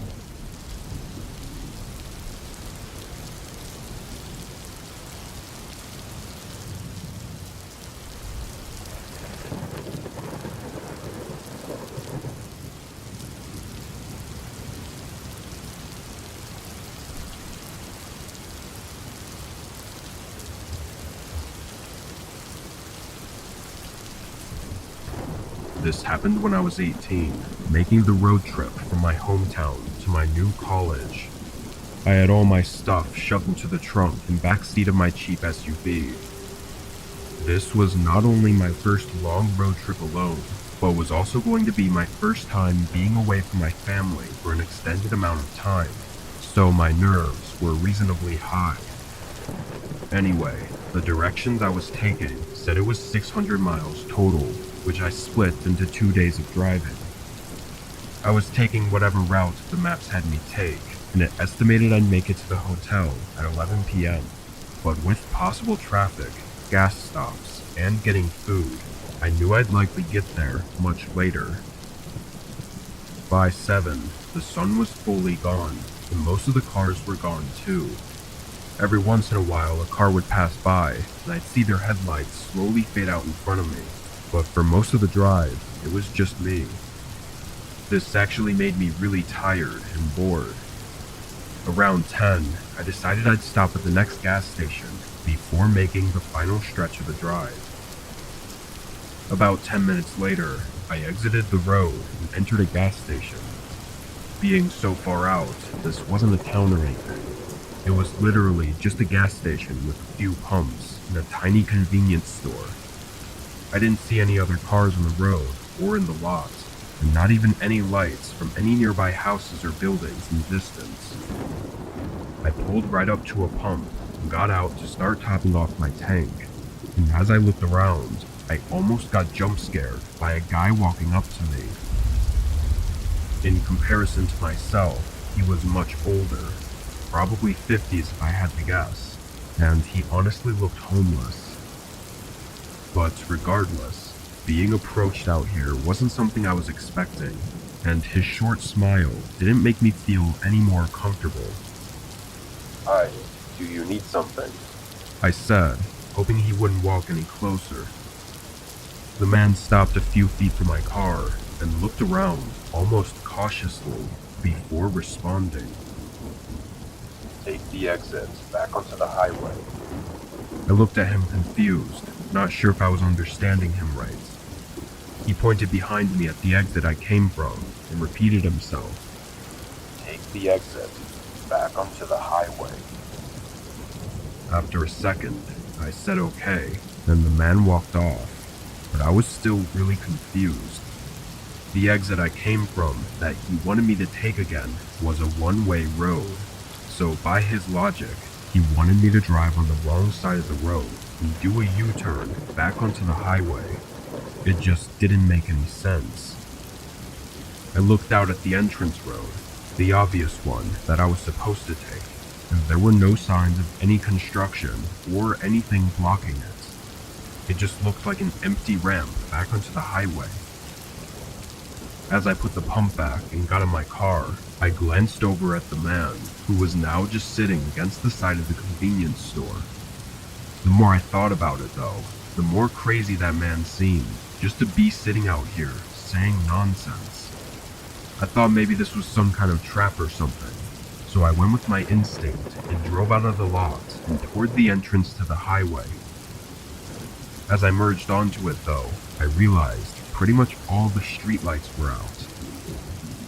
I slowed down, thinking maybe this was a construction zone or something. I kept my eyes focused on the road directly ahead, making sure to be cautious of anything. But while I made my way through the unlit road, I saw only a brief outline of a figure to my left before a pickup truck came out of nowhere and stopped right in front of my car. Every door opened as 4 men jumped out of the truck and started running up to my car, holding weapons of all kinds. Metal bats, machetes, knives, and not even anything covering their faces.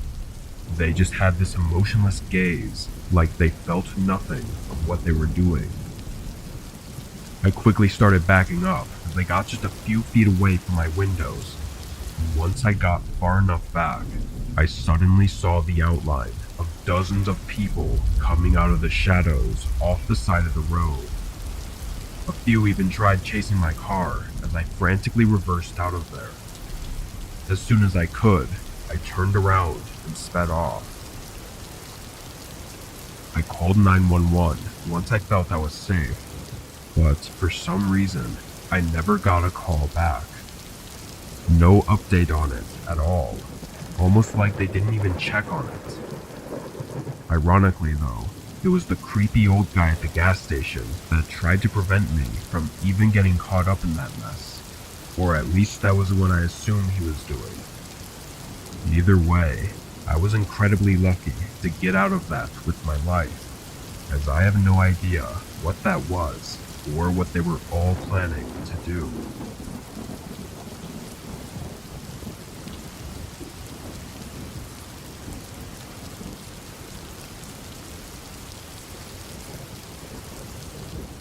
It was a typical Friday after my college classes were out, and I was spending the night doing DoorDash. This was my regular routine, dashing on the weekends to help me pay for all my living expenses while on campus.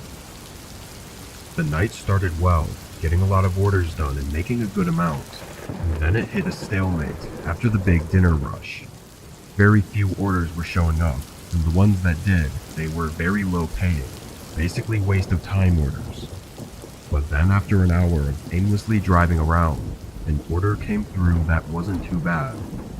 It was 8 miles away, but the payment was well worth it. It was nothing absurd, but enough to make it not a ripoff like a lot of the other ones were. I accepted the order and ran into the restaurant to grab the bag, then hopped in my car and started driving. The map said it would take 30 minutes, which I think was the longest of any orders I'd done up until this point. Most of the houses were right around campus, because any further than 15 to 20 minutes out, it becomes pretty much just bare fields of grass. As I got to that 20-minute mark, it became just that. Very few houses, mostly sitting far out in fields of crops, and nothing else. The rest of the 10-minute drive was on this empty road going along these farms. Then I made it to the house. There was a dirt driveway connecting to the road, leading through a large field, and in the far back was a small house. Driving through the field felt very eerie. Even though I'm not one to get nervous without reason, this felt different. As I got further out from the road, the only sound was the low rumbling of my car on the dirt. I parked out front and got the bag ready, then left the car on as I stepped out. The night was quiet, and the house was dark, having only the porch light on to illuminate the outside. I walked through the unkempt grass and up to the porch, knocking on the door. As I waited, I looked back at my car, sitting in the dark, with the field of pitch black behind it.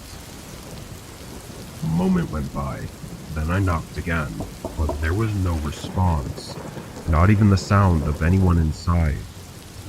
It didn't take long for me to realize the strangeness of the situation, seeing no lights on in the windows and noticing how decayed the house looked up close.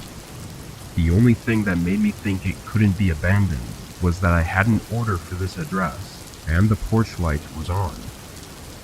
I looked at the light, thinking, why would that be the only light? But by some odd chance, I happened to recognize the top portion of the casing having a cheap solar battery. It was just an automatic light that charges during the day and turns on in the evening, meaning nobody had to be here to turn it on. Just as I was piecing this all together though, I heard a rumbling sound behind me.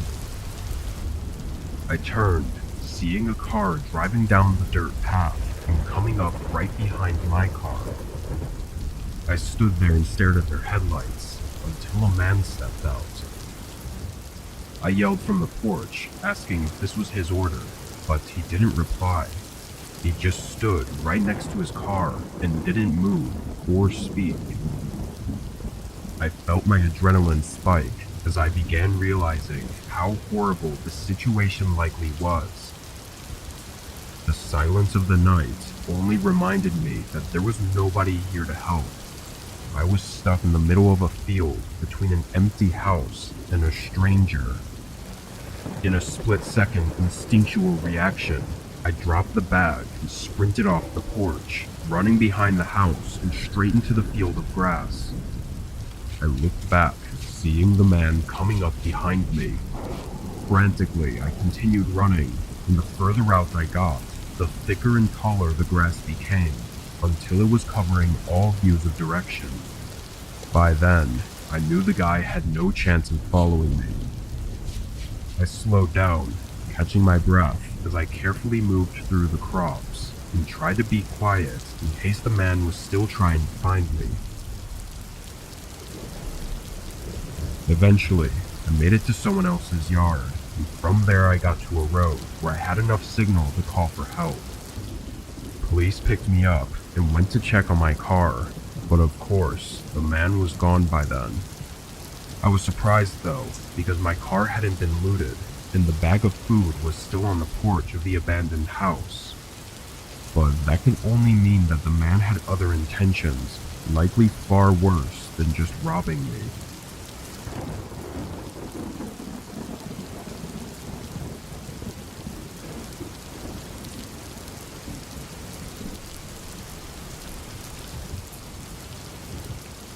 I was delivering a truckload to a company on the far west coast, coming from the east coast.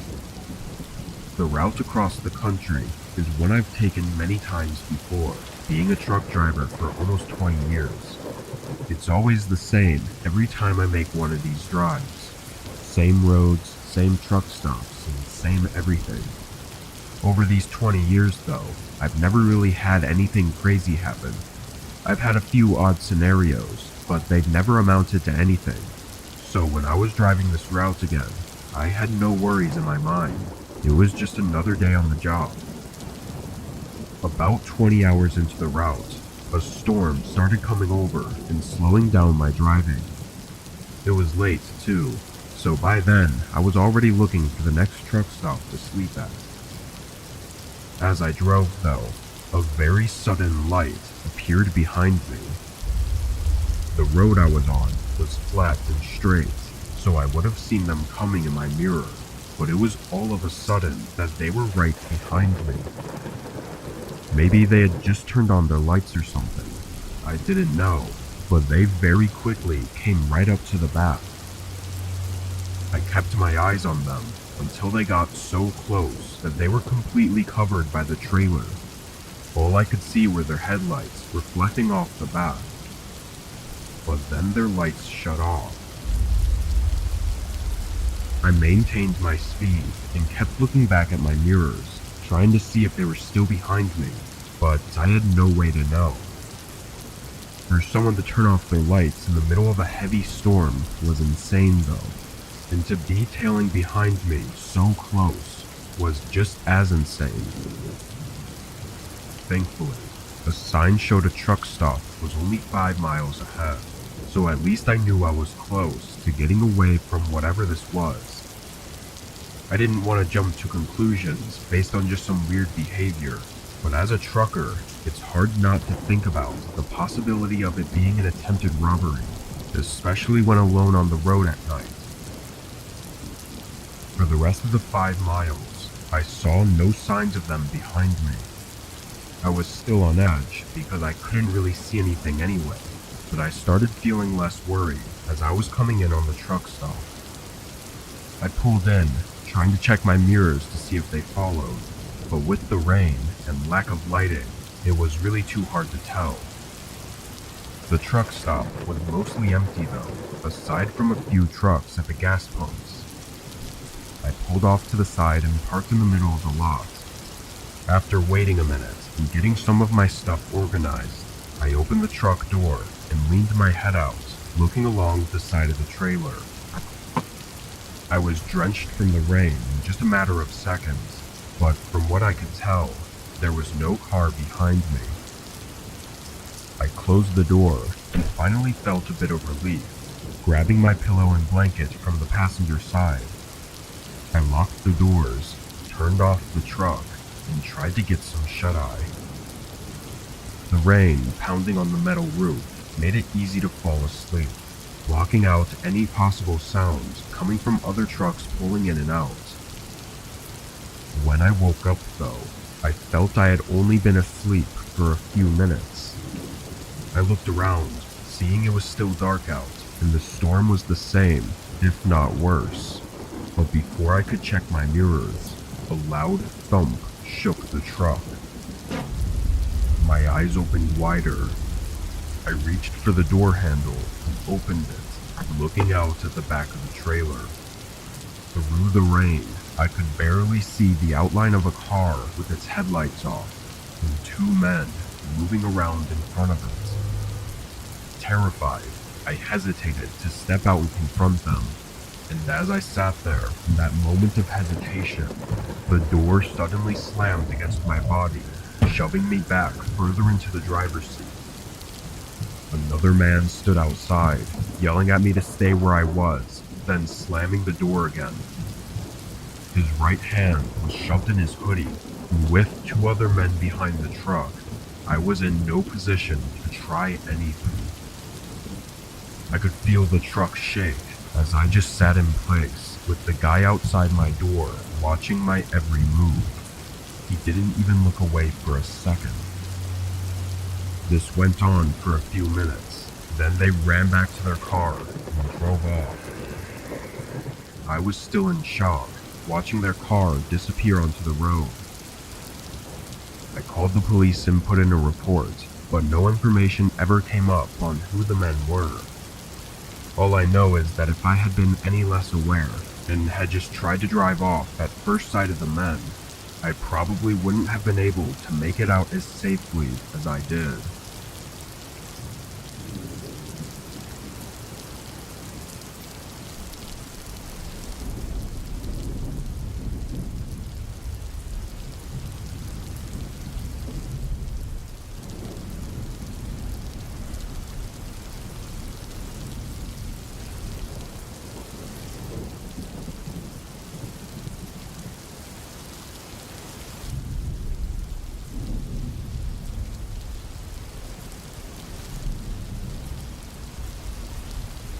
This was almost 2 years ago now. I was doing what I thought was going to be a regular vacation to where my parents live. I had rented an Airbnb for the first time, so I was really excited. The house was on a large plot of land and was very spacious and quiet. I lived in the city, so this was like luxury to me. I set everything in the room and pretty much left right away to see my family. I spent the whole afternoon with them before heading back to the Airbnb and making a quick snack, then hopping on the couch to watch a movie for the night. It was like 10 or 11, so pretty late, but in the middle of the movie, I heard someone walking outside the house. There was no mistaking that sound, and it just completely threw me off guard. I paused the movie and got up, quickly walking to the back of the house, looking out the back door. It was obviously dark out, but the guy was walking away from the house and toward the trees that were behind it. What's really creepy is that I never heard his footsteps approaching. Like he must have already been standing by the house for a while before I heard him leave. Once he was out of sight, I opened the back door and stepped outside. The back patio was empty, but along the house, there were clear shoe prints in the grass. I followed them, leading up to one of the windows, and when I looked through it, there was a direct line of sight to the couch I was sitting on. I got chills just thinking about that man staring into the house at me without me knowing. I quickly went back inside and covered up all the windows. For the next half hour, I sat in the living room and continued the movie with the volume on low. That way I could focus on listening if he came back. I didn't hear anything though. Once the movie was finished, I knew I had to get to bed, so I went back up to the window to do one last look to make sure everything was okay. I moved the curtains and saw nothing, but heard footsteps sprinting away from right outside the window. I hesitated before looking out and seeing that same guy running into the tree line. I immediately got my phone and called the police. Of course, by then, he was too far for them to find him, or even really search. However, while we were looking around the house, I noticed that my suitcase in the bedroom was open. It had clearly been searched through, and a few things were even missing. This probably happened while I was with my family, and the guy could have even been still in the house when I came back, only to sneak out of a window before I saw him. Why he came back afterward is what really disturbs me though. If I hadn't caught him watching me, there's a chance I would have gone right to bed, with him waiting right outside the window.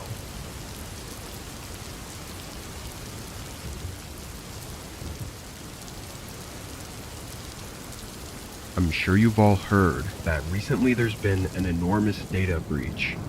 2.7 billion victims' personal information and social security numbers were stolen.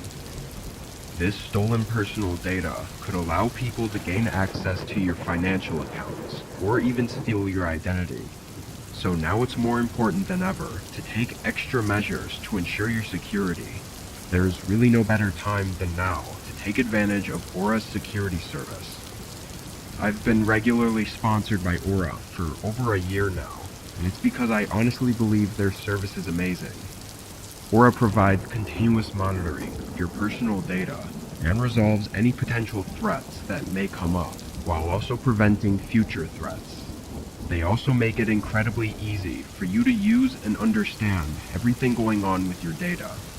With their free trial, you'll be able to have Aura scan and remove your personal data from all over the internet, including scam centers, the dark web, data brokers, and hackers. After this, Aura will set up continuous monitoring on all of your data, ensuring any issues can be resolved rapidly by notifying you the instant something comes up. When I had first signed up, Aura immediately found dozens of places across the internet that already had my personal data, including my full name and address. In just a couple minutes, Aura cleared all of it. Especially in times like these, with huge data breaches and scams happening so often, having peace of mind knowing Aura is protecting your information is above anything. By using aura.com/whispered or scanning the QR code, you can get a completely free 14-day trial, allowing you to see if your personal data has been leaked, remove that data from multiple large platforms, and securely monitor your personal identity. I highly recommend using this opportunity to find any leaked info and ensure it is taken care of and secured.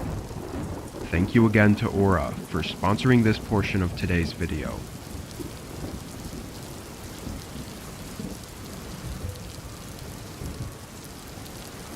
This was last year, I think sometime in April. It was raining pretty much every day here, but this night was a lot heavier than usual, with scattered thunderstorms throughout the day. I was at work for most of the afternoon, but got back home around 8. As I was driving down my neighborhood road though, it was very clear that something had happened. All the lights were out in every single home. I pulled into my driveway and parked, and of course when I entered and tried to turn on the lights, it didn't work. The power was completely out, and my whole house was basically pitch black. I tossed my stuff by the doorway and went down to the electrical box just to see if for some reason that worked, but it didn't. This really sucked because I didn't have hardly any spare lights aside from my phone. What I ended up doing was getting my laptop and setting it up on the coffee table in my living room. The white screen from the YouTube page that I had open lit up most of the room, so I sat back and just watched some videos. I had to work early the next day, but I didn't feel comfortable going to bed with the power out, so I was already planning on staying up late. I probably sat there for a good 2 hours, watching YouTube and checking my phone for any updates on the weather. The lightning was shaking the whole house, so it was pretty bad out there. But randomly in the night, a thump came from outside the window. I jumped a little, then turned my laptop screen to light up that side of the room. I got up and walked over, then twisted open the blinds.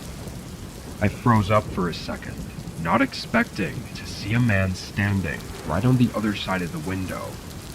His drenched hair was falling over his face, and he was peering through the window at me.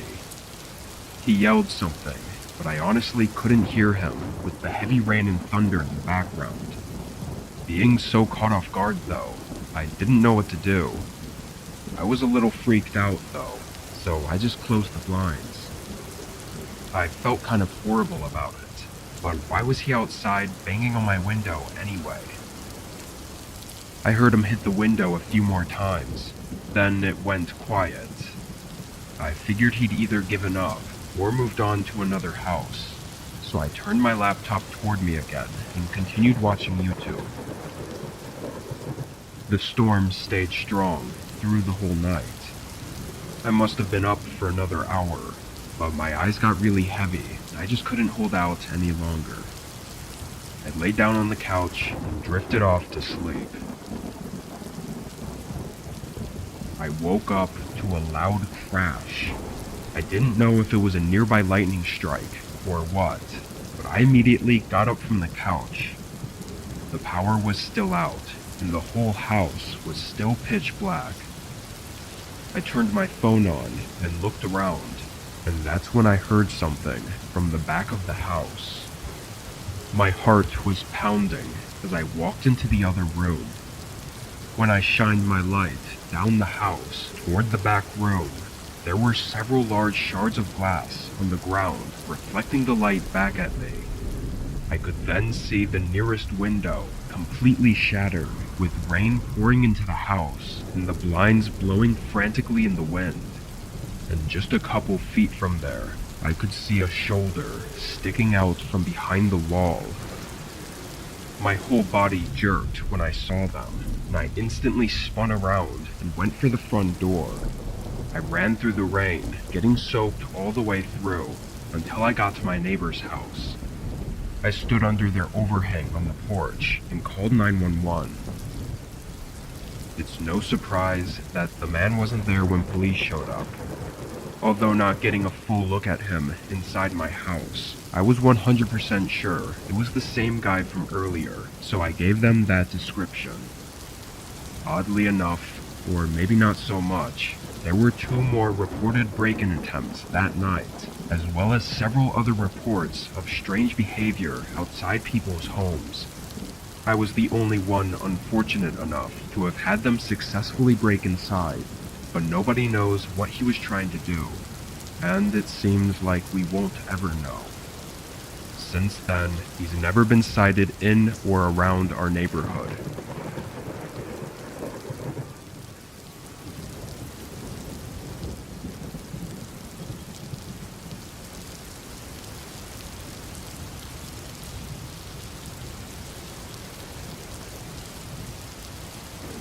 I was 17 and living in my parents' basement.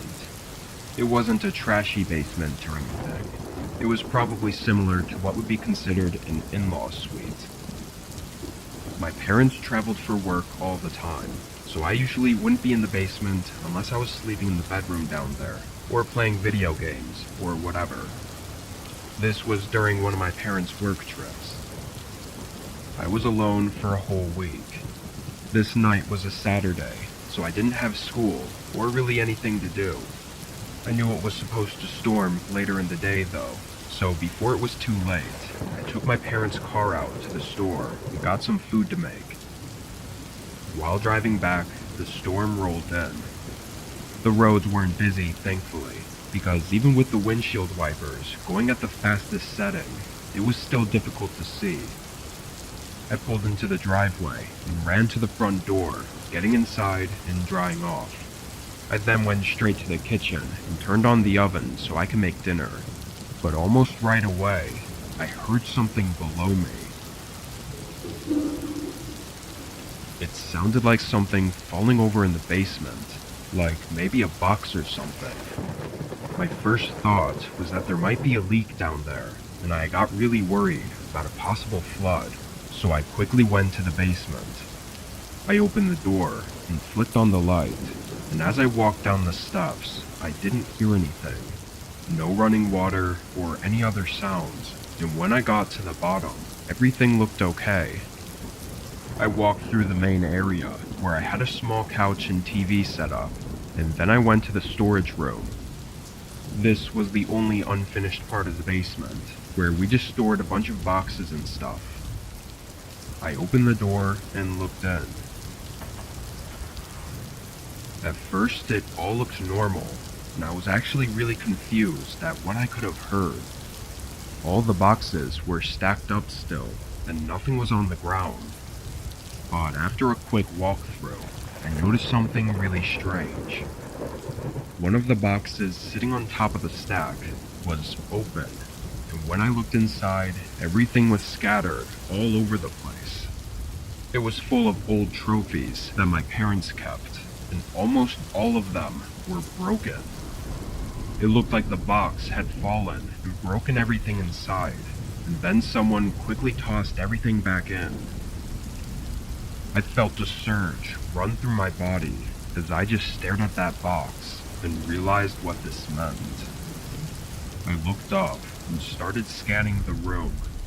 It felt like suddenly, all I could think about was how loud the storm was outside, making me unable to listen for anything, which only got me more panicked. I started to back up, and just as I did, one of the boxes in the back of the room was knocked onto the ground, and behind it, a guy came running right at me. I booked it for the stairs, and I have to say, there is nothing more terrifying than hearing his footsteps climbing the stairs just a few feet behind me. The fear really got to me, and on the last step, I slammed my foot on the stairs and fell straight on the ground. Every horrible scenario just rushed through my head in that moment. But when I turned around, the guy came up to the top of the staircase and immediately ran for the front door, running out of the house. I got up and locked it behind him, then called the cops. They found an unlocked window that he climbed in through, but as far as why he came into the home, there really isn't any answer.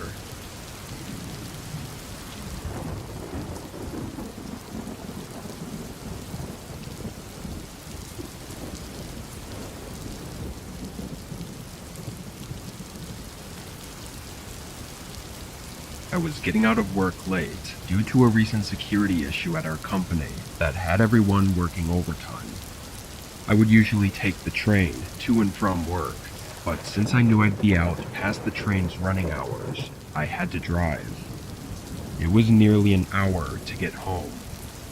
As I was getting out of the city though, I saw that my gas was almost empty. I didn't remember it being this low before work, but I could have been too tired to have even noticed it. I knew there was a gas station by my house though, so I was just gonna fill it up there. But 10 minutes later, an alert came up on my dashboard that I was extremely low on fuel. It had gone down way more than it should have in such a short time, and within a minute, my car was stuttering and barely running. I pulled over, and just as I put it in park, the engine cut out. I tried to start it again, but it didn't budge. I was both worried and frustrated, like how the hell was this even happening? I took out my flashlight from the glove compartment and got out. The issue took less than 5 seconds to find. There was gas clearly leaking. I had no idea how this could even have happened, since everything was fine earlier. But before I could do much thinking, a truck pulled up behind me. Their headlights were off, and they parked unnervingly quickly, like there was no hesitation. I stood up and looked at their windshield, seeing a couple figures moving around in there. "I'm okay, guys. Don't need any help," I called out, but they didn't pay any attention. They kept moving around until one of the doors opened. A guy got out, while the other, or others, stayed in the truck. Ironically, he asked if I needed help as he started walking toward me. The way he said it was weird though, with a smirk and a strange tone to his voice. Again, I said I didn't need anything. He kept walking though, until he was right in front of me, standing uncomfortably close. "Why don't I give you a ride home? It's the least I could do," he said, giving a creepy, forced smile. I declined his offer and quickly got into my car. Disturbingly, he stood there for a while, like an entire minute, just looking at me through the window and not saying anything. I just looked forward and called the police for help with my car. But the whole time, I could see him in the corner of my eye, standing right outside my window and just staring at me. During the phone call though, he walked back to his truck. I watched in the mirror as he got in, then slowly drove past me. We made eye contact as he passed by, and for a brief moment, I saw someone in his back seat. They were pressed up against the window, with wide open eyes, and although I couldn't get a good look at them, I knew something was wrong. I don't think that person was inside that truck willingly. When he drove off though, the license plate was missing. Police showed up and I told them everything. There was a bit of an investigation where they found my gas tank was stabbed purposefully by someone. Likely what happened was the guy planned the whole thing out, following me until my car broke down and hoping to get me to accept the ride. Whether that person was truly in danger, we don't know, because the man was never found.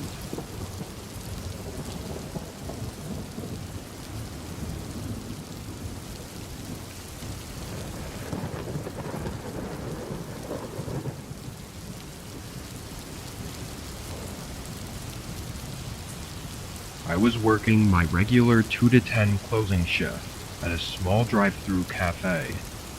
It's a really small place, with just 5 or so indoor seating tables, since most of our business is focused on the drive-through. This wasn't a busy spot though, especially during the later hours of the day. Being the only one working the closing shift, I'd usually sit at one of the dining tables and be on my phone, only getting up if someone came to the drive-through. It was drizzling outside this night, so it was even less busy than it already would have been. Past 7 o'clock, not a single customer came through for 2 hours straight. I was just sitting at a table watching Netflix on my phone when suddenly the front door opened. It kind of startled me, as nobody ever comes inside the shop this late. He seemed to not notice me sitting at the table though, because he walked up to a different table on the other end of the store and sat down with his back facing me. Something was definitely off about this guy though. He was very tall and wearing really dark clothing, and although it was only drizzling outside, he was soaked. Water was dripping from all over his clothes and onto the floor, and that got me thinking about how he even got here. No cars had pulled in, so he must have walked. Anyway, I stood up and walked over to the table, greeting him and asking what he wanted. He didn't smile or say hi back to me. He just sat there with a blank look on his face. I waited a few seconds before repeating myself, but he cut me off. He asked who else was working tonight. I was confused, but also slightly nervous about that question, but I still answered for some reason. It's just me, but we close in an hour. He then asked for a small coffee, so I walked back to the kitchen and started making it. I grabbed a cup and poured it in, then turned to go back to the table when I saw him standing in the doorway to the kitchen. "Do you need something else?" He didn't respond. Now facing directly at me, I could see that his eyes were bloodshot, but his face was still blank, like no emotion whatsoever. It made me really uneasy. "Put the drink down and come with me." He was demanding it, and he looked ready to force me if I didn't. This guy was way bigger than me, so I really had no choice. I moved slow, trying to think of any way out of this as I followed him. As we left the store though, he grabbed the back collar of my shirt and pushed me across the parking lot toward the road. On the other side of this empty road was a completely wooded area with no buildings or houses, as far as I knew, and that's exactly where he was leading me. Just as we were about to cross the road though, a single car came out and rolled past us. As it did, the man stopped, which forced me to stop, and both of us stared at the car and realized what it was. A police officer, looking right back at us. I started screaming, and the guy immediately let go and sprinted across the road and into the woods.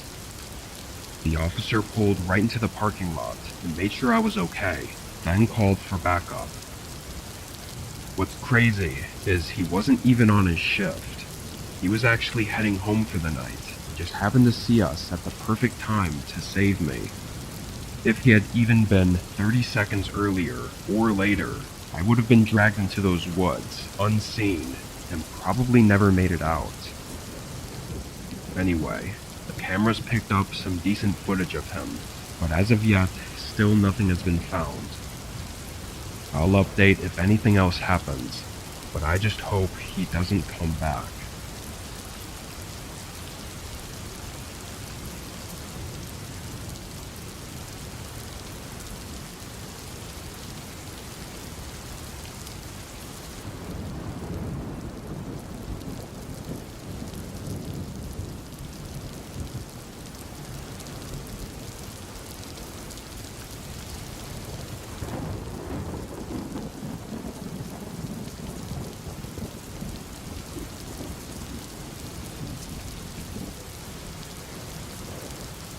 I used to work as a security guard for a small warehouse in my city. It was an overnight job, which wasn't ideal, but it paid really well in comparison to other similar gigs. Though the warehouse itself wasn't too big or impressive, the company that owned it sold expensive tech items, so I guess it was necessary to have the building under surveillance 24/7. My job was nothing more than watching the cameras, walking around, and very rarely filling out reports. This night, it was raining heavily, with occasional thunder as well. Honestly, although it was a bit of a creepy ambiance, it was nights like these that I felt more laid back, knowing that nobody would be going out. I got in and talked to the closing shift workers as they left, having the warehouse to myself from 10:30 p.m. to 6 a.m. Usually the building was really quiet, with only a bit of creaking, but with the rain crackling down on the roof, it was almost impossible to hear anything else. About 2 hours in, I took a break from staring at the camera footage and got up to walk around the building for a typical security check. I went all the way down to the far end, where most of the actual storage section of the warehouse was, then started walking to the other end, but a soft beeping sound began echoing through the hallway. It was an alert coming from the security room. I walked quickly over and checked it, seeing that it was a latch sensor on the back door, which meant that someone tried to open it. I opened up the live camera feed that covered that door, but nobody was out there. After a minute, I went to the back door myself to take a look at it, thinking maybe the sensor was faulty or that the rain had messed with something.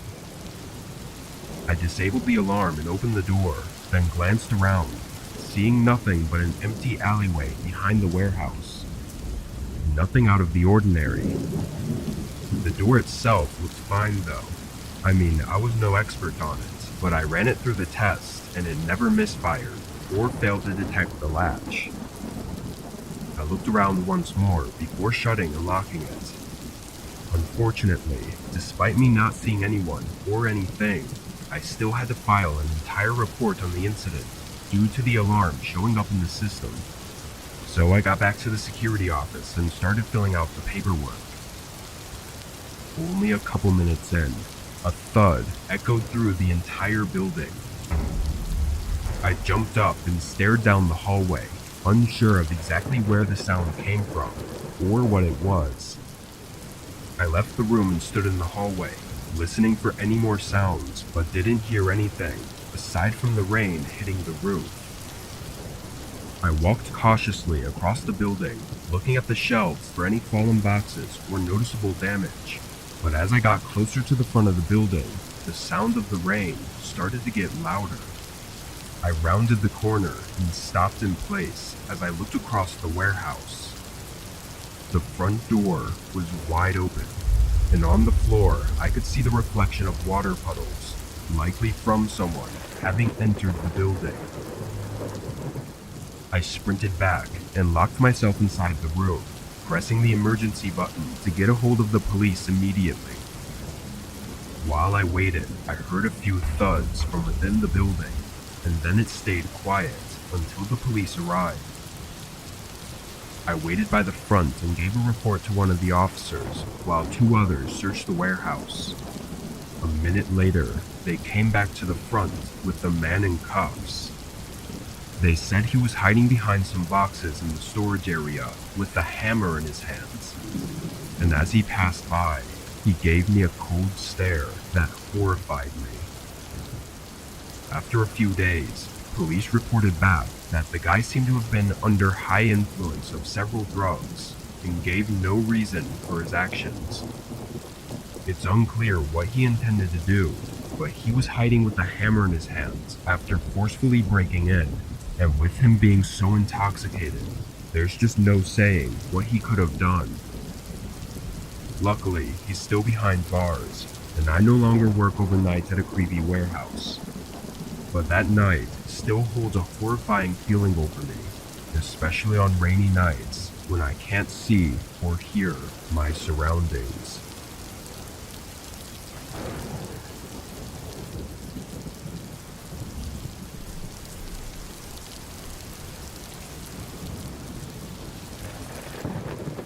It was a weekend night, and my parents were out of town for a few days, so I invited my friend Matthew to a sleepover.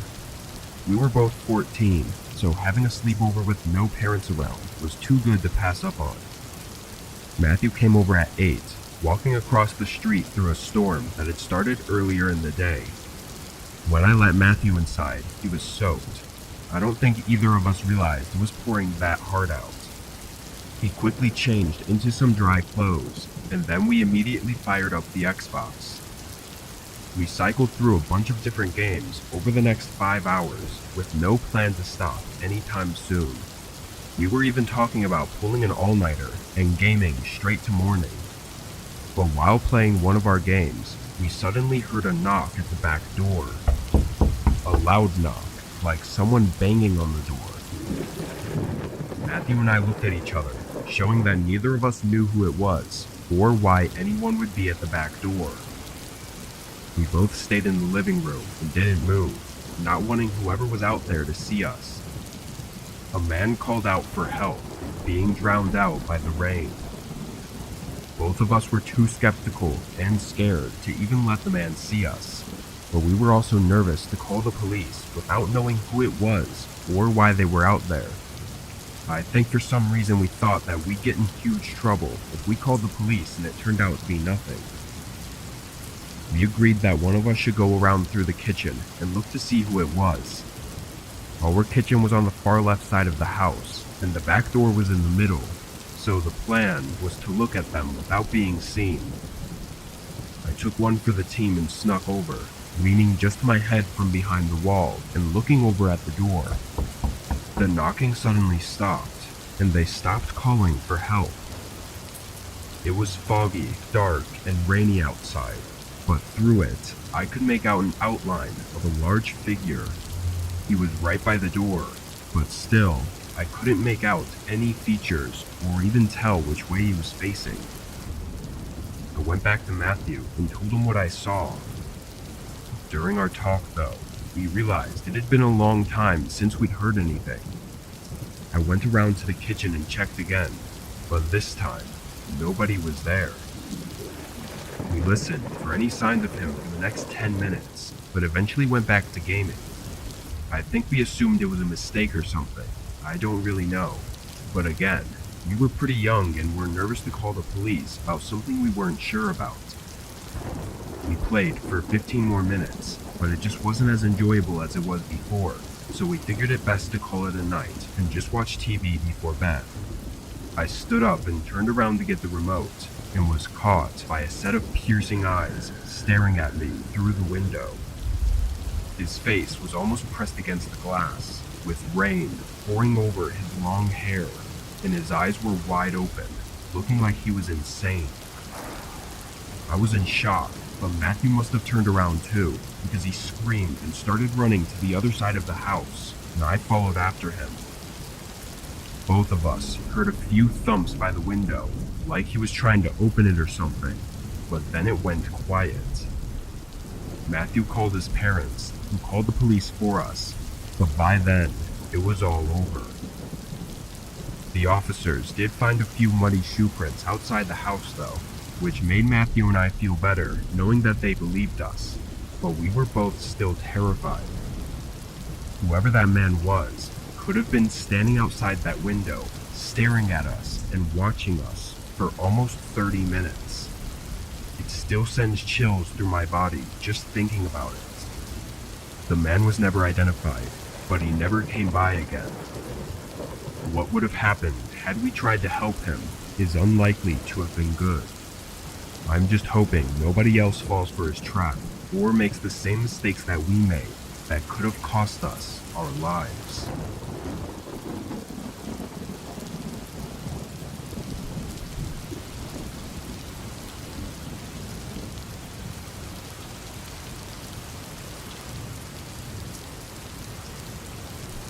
Over the course of 8 months last year, I lived in my RV and road tripped across the continent. This happened in the first month of my trip. I was staking out just outside of Alaska, at the border of Yukon, in a forest about a mile out from the main road. It was summer, so most of the snow was gone, and the views were amazing.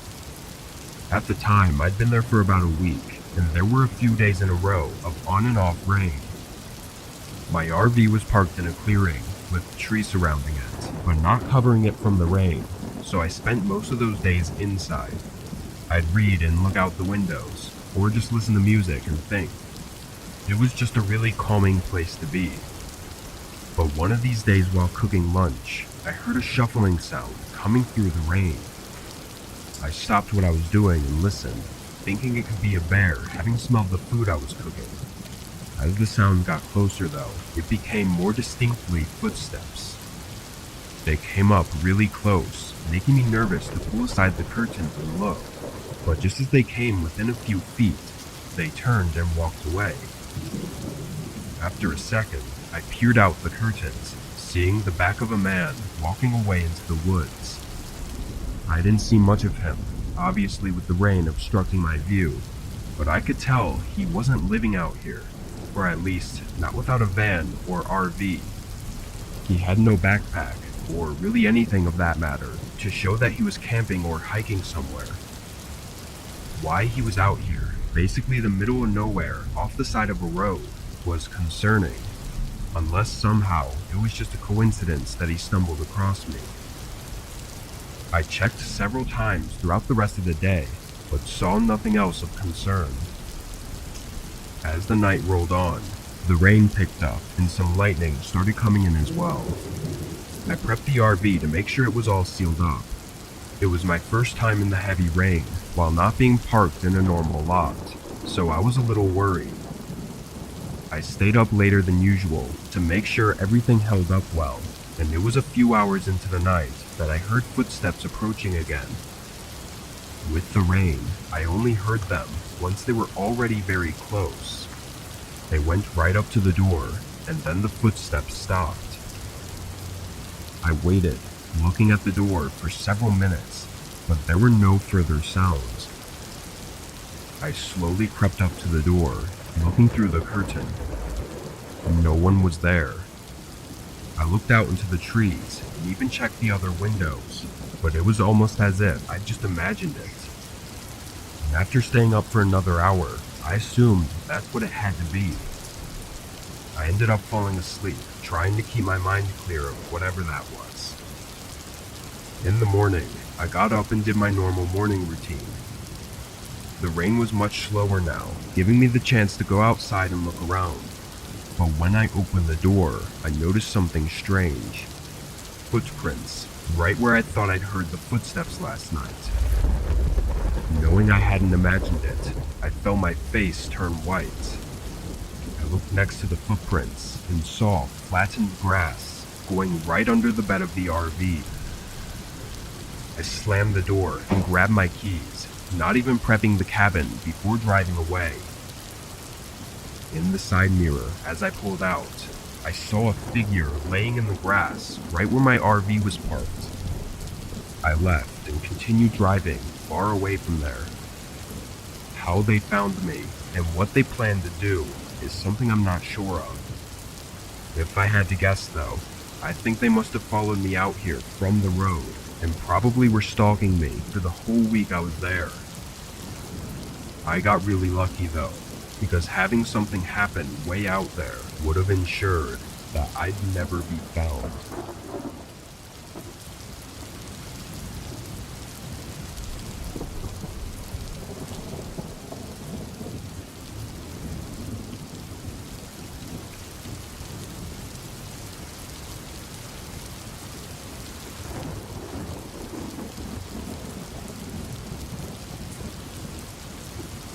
I was spending the week in Washington at a cabin in the Cascades. It was pretty far out of the major cities and was down a long dirt road with dense forest all around. Winter was just starting, so there was a little bit of snow, but nothing too much. The first 3 days were great. It was peaceful, quiet, and relaxing. But midway through the 4th day, there was a knock at the door. I had no idea who it was, or who it could have been. I walked over and opened the door, as there wasn't any other way for me to see the porch from inside the cabin. There was a man.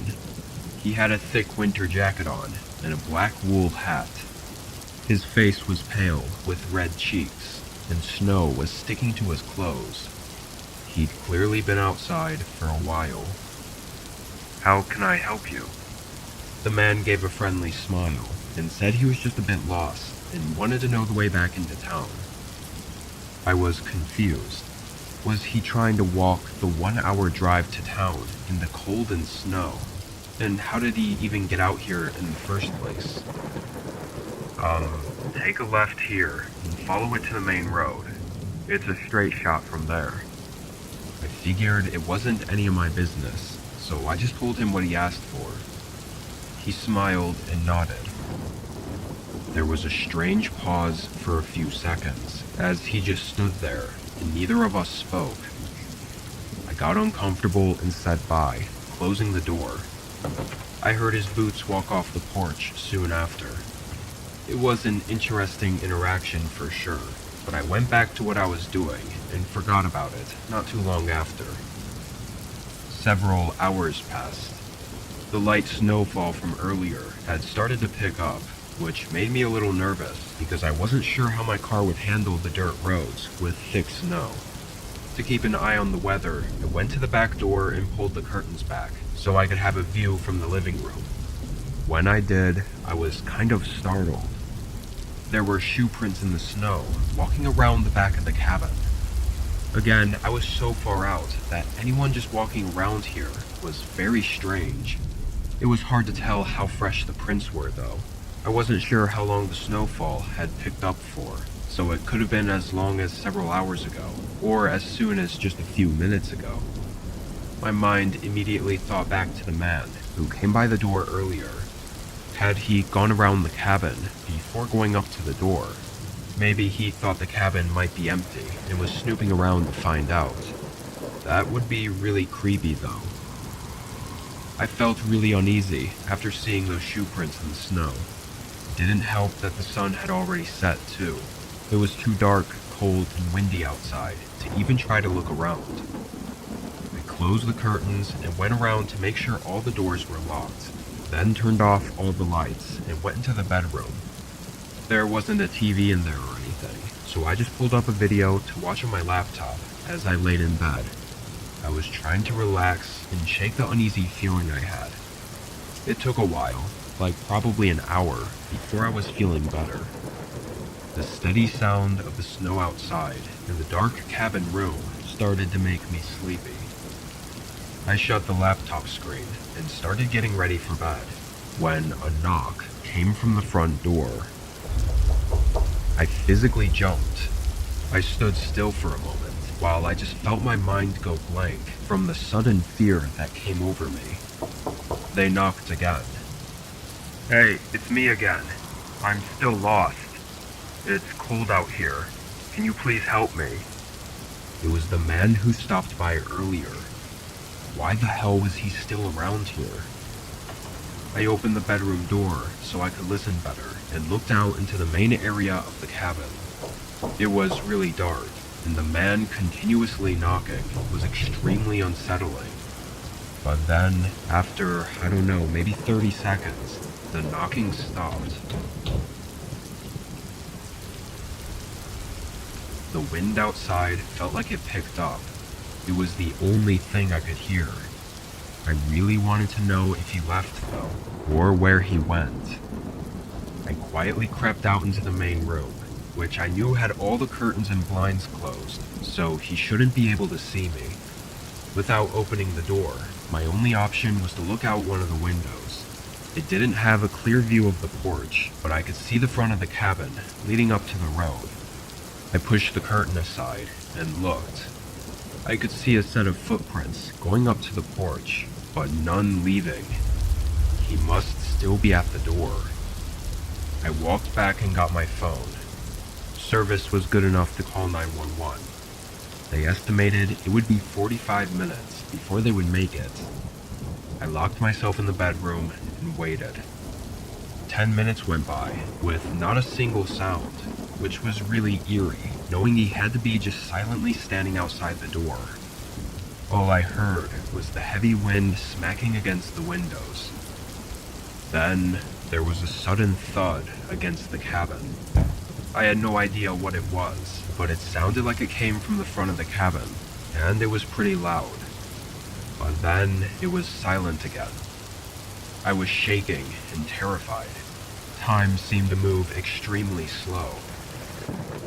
Eventually, red and blue lights began flashing outside the windows. Feeling relieved, I got up and started walking to the front door until I heard the officer yelling to get down. I listened as he kept yelling, and there was clearly something going on outside. Then that thud sounded through the cabin again, followed again by the officer yelling. Turned out the guy actually never left. He had climbed onto the roof of the cabin, and I guess was just sitting up there, waiting. Maybe for me to forget about it, and try to find a way in the middle of the night. I don't know. The officer made him get down and arrested him for trespassing. Other than that, the guy did well not to admit to trying anything. It seemed like he'd been outside around my cabin for the entire day though, which is really disturbing.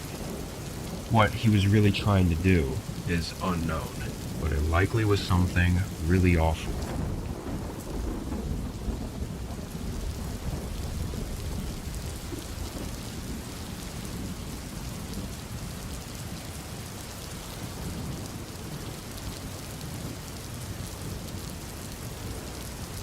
I work at a 24/7 ice cream shop. It's a really small place, like one room that maybe 10 customers could stand in at a time. The place was actually pretty popular in our small town though. It was a common hangout spot for high schoolers because the parking lot was pretty big and had unoccupied or abandoned shops next to it. It was like a strip mall, except only the ice cream shop was still open. Usually the crowds were gone by 10 though, and it would just be the occasional group of kids stopping by in the middle of the night. I worked part-time overnight shifts, typically from 11 p.m. to 4 a.m. This night I got in and did the usual, cleaning up the mess the previous workers left for me. It only took about 30 minutes, so after that I just sat back and waited. Around 1 a.m., a group of teens came in, but other than that, it was dead.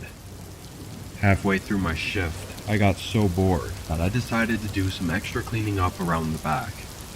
I tossed a bunch of garbage out and headed outside to toss it into the dumpster. The dumpster was actually in the front of the shop, kind of on the side of the big parking lot, near the other abandoned shops. I walked over and tossed the trash in. The night was quiet. Not even any cars out driving around. As I walked back though, I noticed a light flicker in one of the abandoned shops. I thought it had to be a reflection of a car passing by or something, but after looking at the road and again seeing no cars, I got really confused. Was I just seeing things? I walked slower, keeping my eyes on the front windows of the store and just waiting for something. Then it happened again. A light shined past the windows for only a few seconds. It looked kind of like someone shining a flashlight around deep inside the back of the store. After that brief sighting though, it didn't happen again, so I really had no way to confirm anything. The only part that kind of shook me about this was that the light was in the abandoned building that was attached to the ice cream shop. So it was just on the other side of the wall where I worked. I reassured myself that if it was someone in there, it was probably just some kids exploring the empty building, completely harmless. There really wasn't much else to do aside from wait around for the rest of my shift. It was about 2 a.m. now. I leaned against the counter and just stared out the front windows, spacing out, when I heard something beside me. I looked at the wall, and it sounded again, against the other side of the wall. It was relatively quiet though. I only noticed it because the night was completely silent. I quickly connected the dots between the sound and the light I saw in that building, and was 99% sure someone had broken into there. I thought about possibly calling the cops, just to let them know, but my train of thought was interrupted when a customer walked in. It was always strange when a single customer came in the middle of the night, like with no friends or anything. But this guy was even more odd. He was in his 40s, and he looked very unkempt. Long, untrimmed beard, greasy hair, and a tired look all over his face. As he walked up to the counter, his stench was almost unbearable. "Welcome in. What can I get for you?" He looked at me, then at the display case, then back up at me. After a few seconds of him not saying anything, he smiled, backed up, and left out the door. I whispered, "What the hell?" under my breath, really creeped out by that encounter. It was insanely odd. That, along with whatever was going on in the empty building, was making this night really unnerving. I wasn't really sure what to do though, aside from just hope I was overthinking it and wait for my shift to end. To clear my head a bit and just have a break from it all, I decided to take my lunch. Usually I just sit in the back and eat, but I felt like getting some fresh air and getting out of that place. I grabbed my lunch bag and walked out to my car. I sat in there and ate while looking out the window. A few minutes passed. The night was still really quiet, and the light in the building was nowhere to be seen. Then I saw someone come around the corner of the shop, followed by another person. I recognized the jacket, being the same strange guy that came in only a few minutes ago. The other guy I hadn't seen before, but he had something in his hand. I was far away, but I was reasonably certain that it was a flashlight. I felt a lump in my throat as I watched the men go into the ice cream shop and start looking around. Not like customers looking for someone to take their order, but like angry men searching for their victim. I dialed 911. The men jumped over the counter and looked in the back room, coming back out 30 seconds later and running out of the shop. They didn't steal anything. They were definitely looking for me. They ran around the back of the building and disappeared. When cops got there, the men were gone. One of the abandoned stores had a door busted open though, so those men definitely had been in there. What they were doing is still unknown, however. It seemed like the one guy came into the shop just to see if I was alone, then went back to get his buddy. But by chance, I happened to take my lunch in my car. If not, I don't know what would have happened.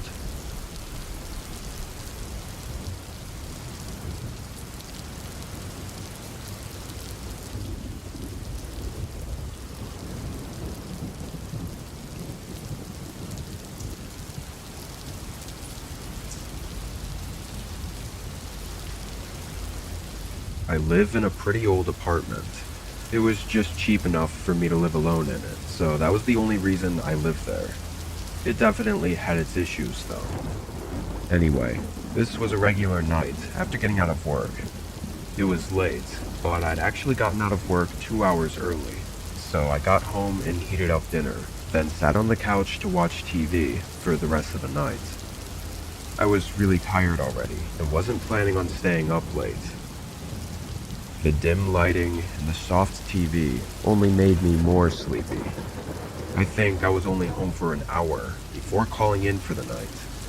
I turned off the TV, went to my bedroom, and fell asleep within 5 minutes. I didn't remember the weather being windy that night, and I only mentioned that because a few hours later, I woke up to a creaking sound. The building was old, so any light wind would often make it sway and cause these echoing creaks and rumbles through the walls. But again, I didn't think it was windy out, and the creak I thought I heard wasn't the same as it usually was. As all these thoughts ran through my head, the creaking started again, and it didn't stop. It was almost in this rhythmic pattern. One creak, followed by a second of silence, Then another creak, again and again, sounding like it was from somewhere on the other side of my apartment. I got out of bed. My heart was pacing, but I still wasn't totally convinced that it wasn't the old building. I opened my bedroom door. There was a hallway that led down to the front door, and at the end on either side was the kitchen and living room. I looked down the hallway as I could now hear that the creaking was coming from the left side. It took me a moment, but I started to realize the sound was moving across the floor. And by the time I noticed it getting louder, I couldn't even react before seeing a figure suddenly appear at the end of the hallway. My entire body tensed up and froze, but the man didn't look down at me. They kept walking, slowly across the end of the hallway. They just stared ahead, never looking down the hallway. Adrenaline pumped through me, and I moved back around the corner into my room. I didn't close the door, scared of making a sound. The creaking continued through the kitchen. A few times they stopped, and it sounded like they opened and closed a few of the cabinets before walking again. My heart was racing even faster. How did he get in? And it had to be only a matter of time before he came walking down the hallway.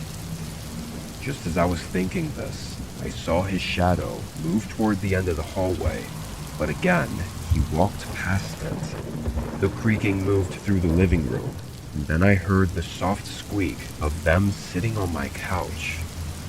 Everything about this made no sense, making it even more horrifying. I crept over to my bed and got my phone, then texted 911. I was still too scared to call and risk them hearing me.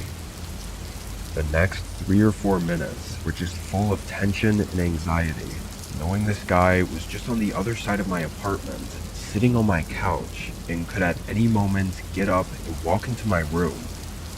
But he never did. I got a text that the officers were in the building and coming up to my door, so I gathered up my courage and sprinted down the hallway and opened the door for them. They stormed in and tackled the guy, who'd barely even gotten up from the couch. I didn't recognize the man at all.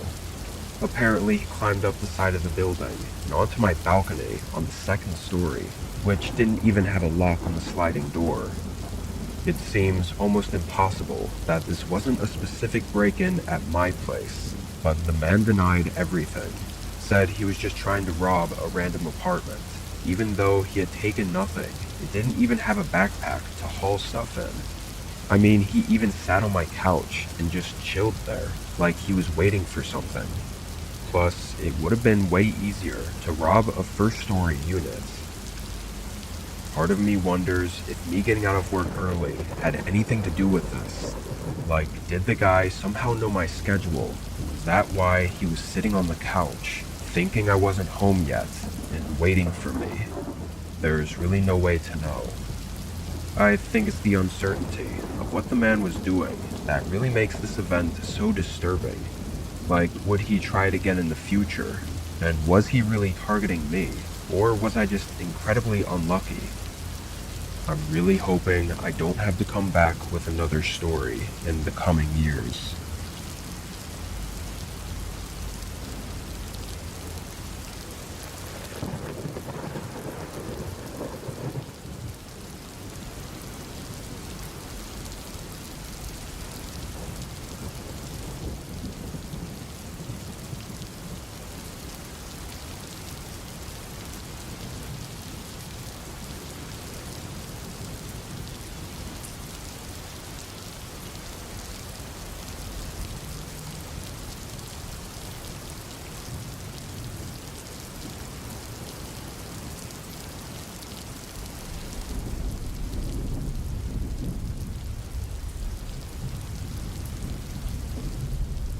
I was on my way to deliver an order from the sandwich shop I worked for. It was a quiet night, around 11 or so. I had my music playing in my car, and I was just running through the motions of the delivery. On my way to their neighborhood, I pulled up to a red light.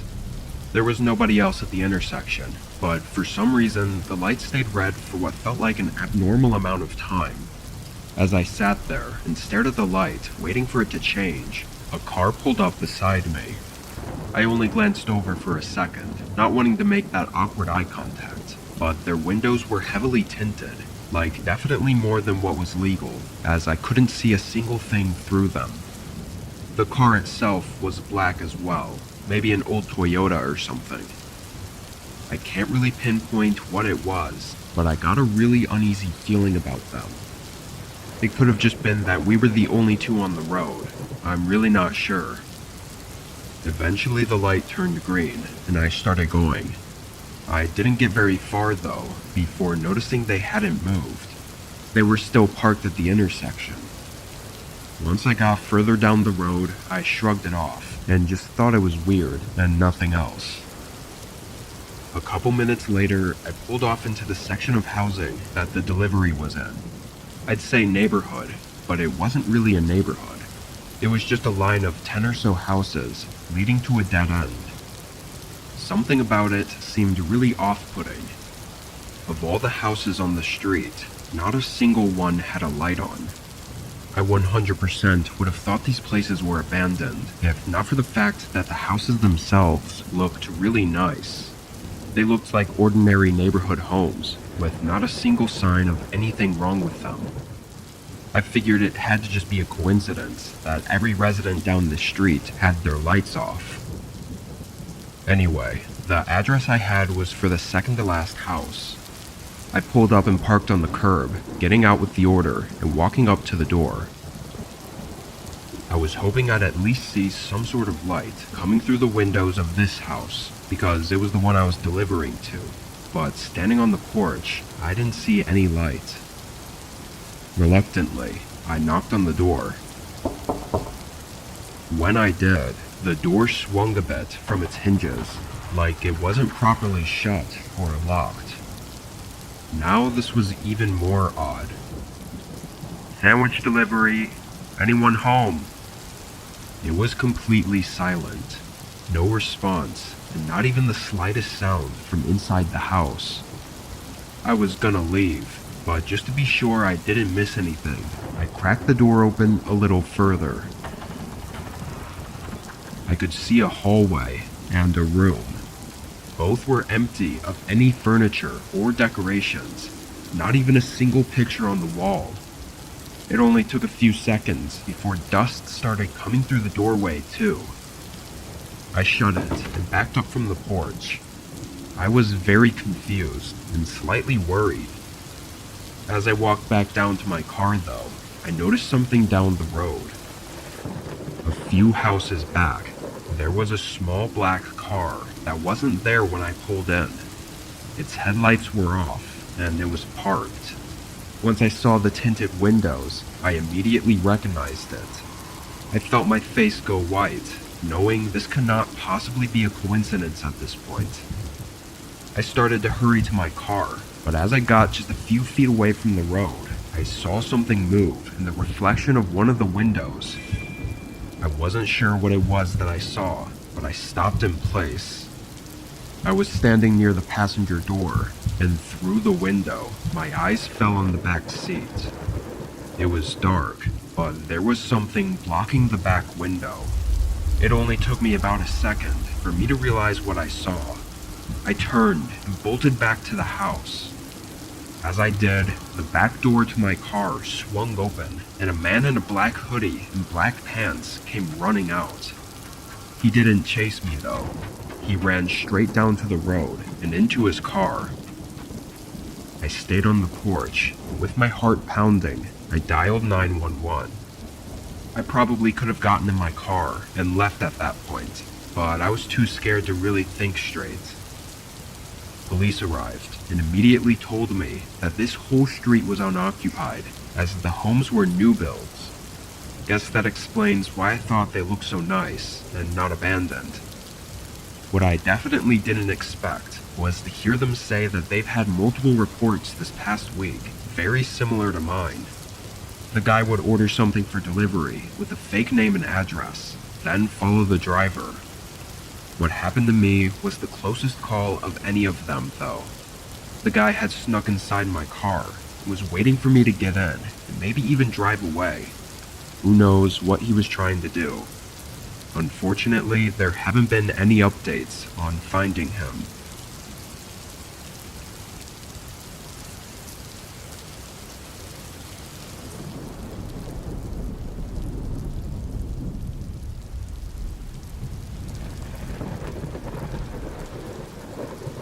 This was last year toward the beginning of December.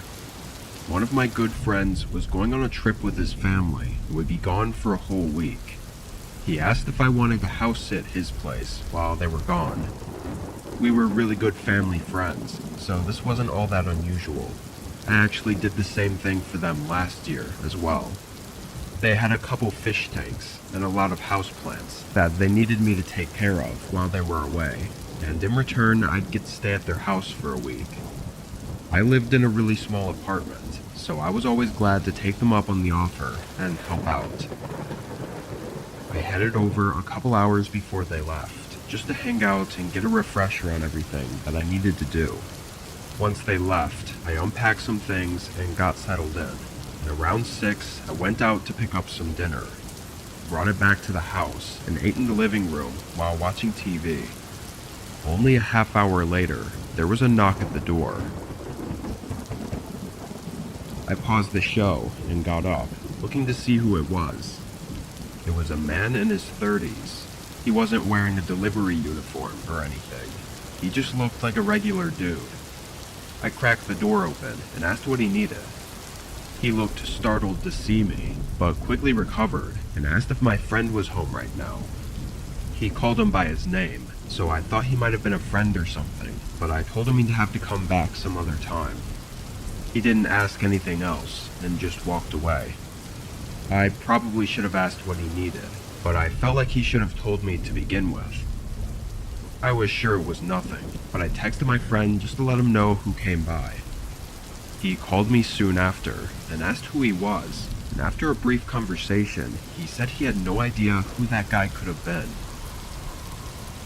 I kept an eye out for the rest of the day, but still felt like it was probably nothing serious. I watched TV for a while, then went around the house watering the plants and feeding the fish. Around 9, I started getting the couch set up for bed. I tossed a few blankets down and made a little sleeping area. As I did, there was another knock at the door.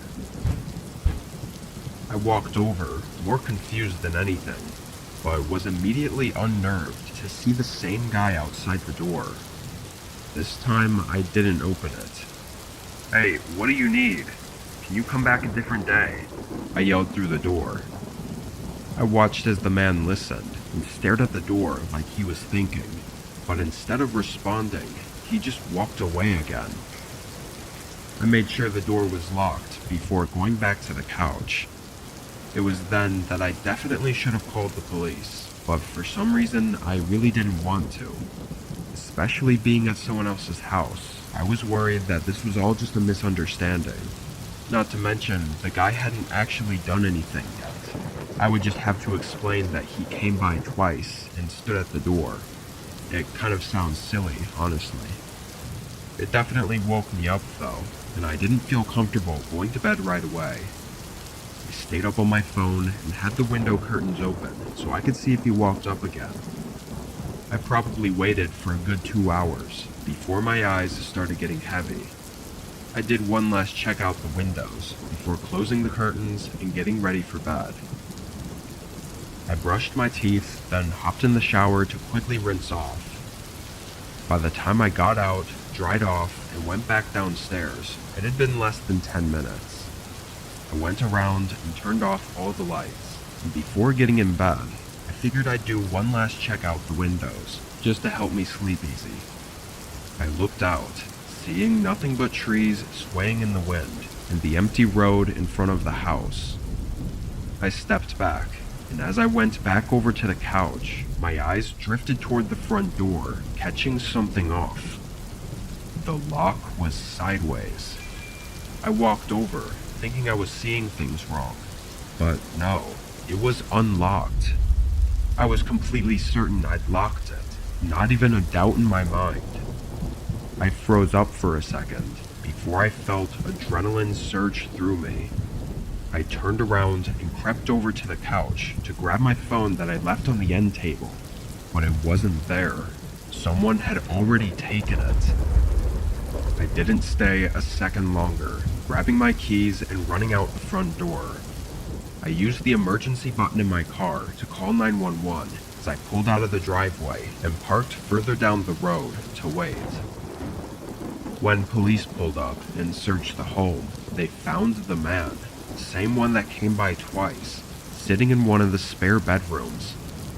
When they arrested him, he didn't say a word, like he was completely mute. They found a forged key in his pocket that matched the front door, and nobody knows how he got it. My friend told me again that he had no clue who the man was, or why he'd break into his home, but it honestly felt like there was something he wasn't telling me. Suspiciously, we haven't talked much after that either. I don't know what was going to happen that night. If I didn't notice the door was unlocked and went to bed, I really don't think I would have woken up.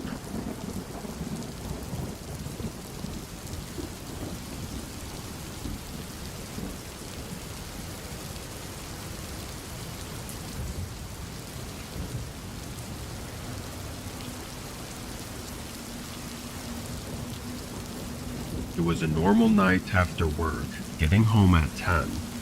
I was exhausted, but ready to stay up late and game.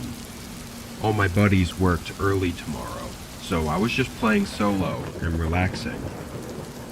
A few hours into the night, I heard what sounded like a knock. I took my headphones off and listened for it again, but it was quiet now. I thought surely it had to be a knock at the front door, as it was pretty loud, and I didn't know what else it could be. I went over to check it out, but nobody was on the porch. The more I thought about it, a single knock would have been odd if there were someone at the door. I still didn't know what it was that I heard, but I went back to gaming. It must have only been a half hour later that I heard another sound. It was a sort of click, like something closing.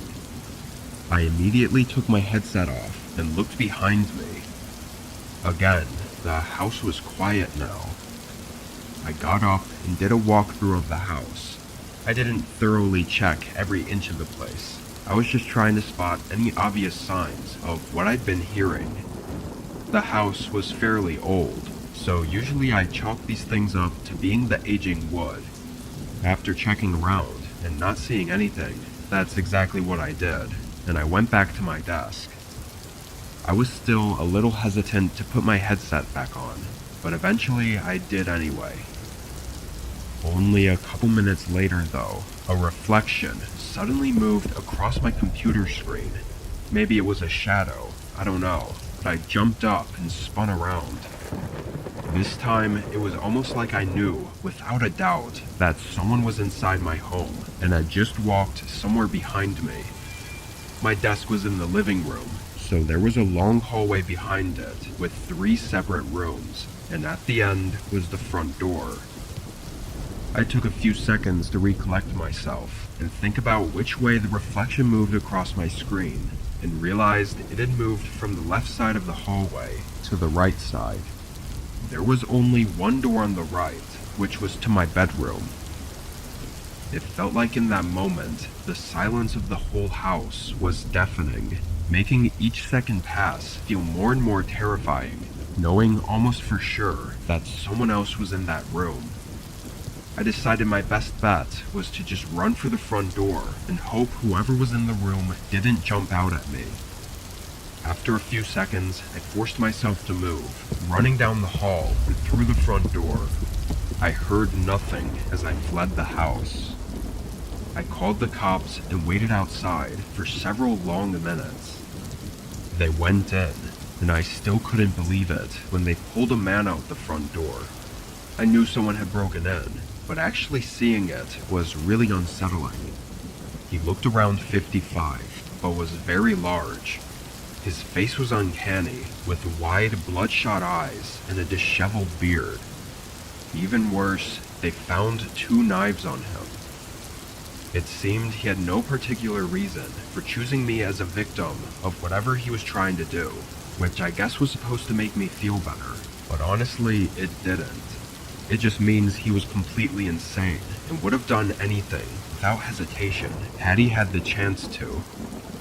I think I just got really lucky that night to even be standing here today.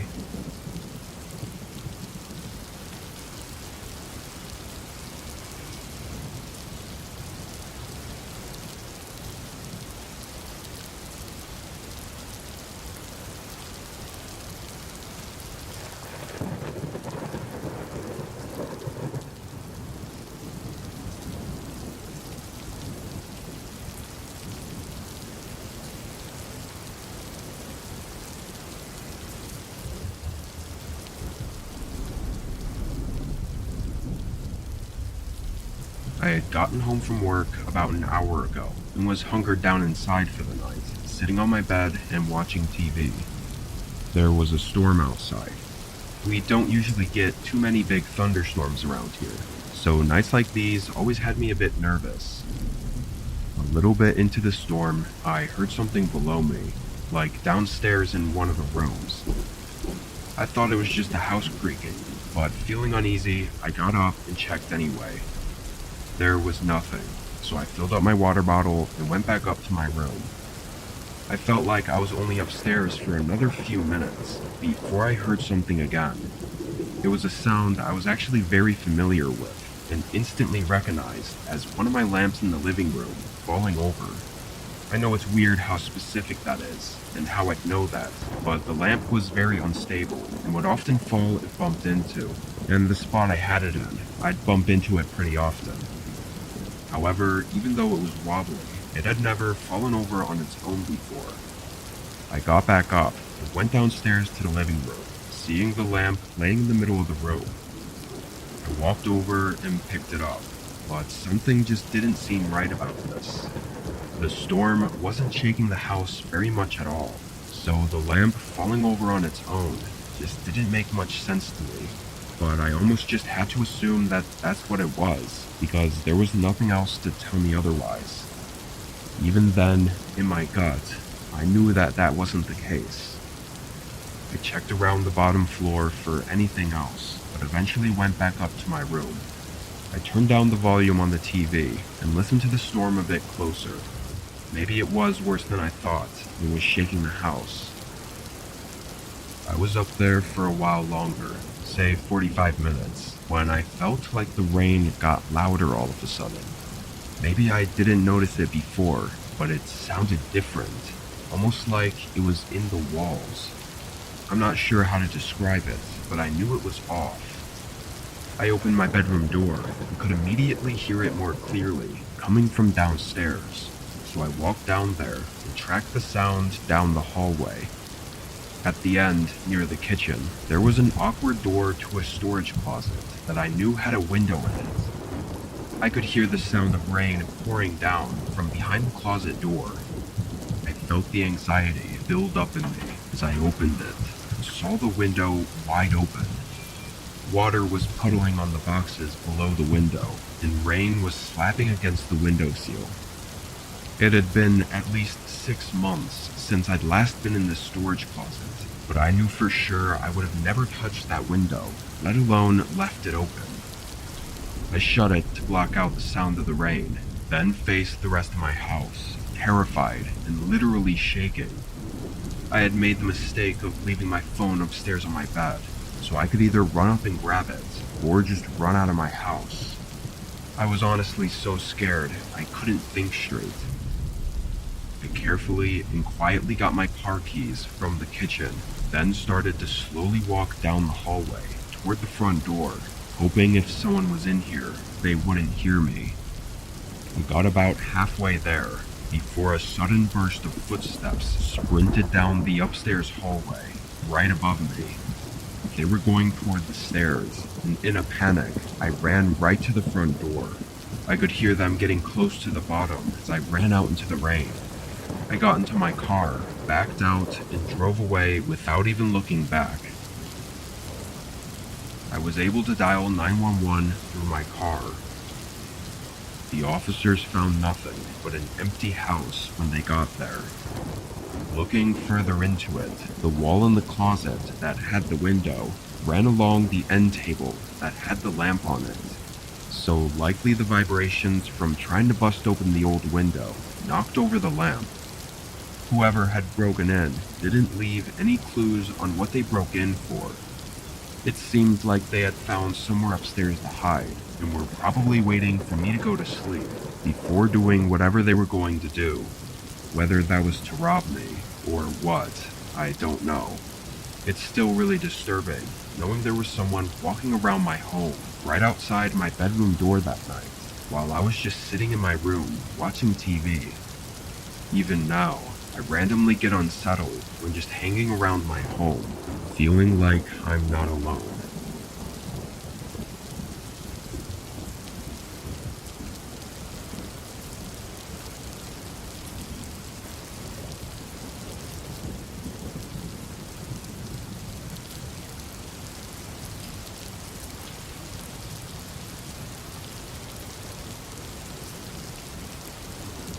It was a pretty typical night in the middle of March. I worked at a gas station at the time. Usually I did afternoon shifts, but every once in a while I'd cover for someone's overnight shift. I had gotten a call in the morning to come in from 10 p.m. to 8 a.m., all of which would count as overtime, so I quickly agreed. I got in and took over for the manager, then sat behind the front counter. It was pouring outside, and supposedly a big storm was gonna roll in later. Seemed to keep most people at home because the gas station was dead. After sitting inside for an hour, I threw on my raincoat and ran outside to prepare the station for the storm. There were a bunch of loose things hanging around the pumps that needed to be brought inside. I started picking them up and running back and forth to drop them off, and as I was grabbing the last few, I noticed a man not too far away from the gas station. He was on the side of the street, pacing around and getting drenched by the rain. It was very unusual, though it looked like he was probably just waiting for a ride. I finished up and headed inside. 2 hours later, thunder started rumbling in the distance, and soon after, heavy winds and even harsher rain came swooping in. I knew it would be bad, but this was insane. The wind smacking against the sides of the building was actually making the whole room shake, and at one point I even thought the front doors were going to snap off the hinges because they swung open so fast. I hurried over and secured the bolt lock to keep them in place, then moved toward the back of the building and into the storage room, away from all the windows, and I just waited. I want to say it was maybe 30 minutes after the storm has started. I was still in the back of the building when, through all the harsh noises, I heard a muffled sound.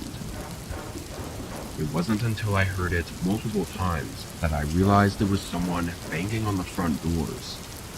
I left the storage room and looked down the sales floor.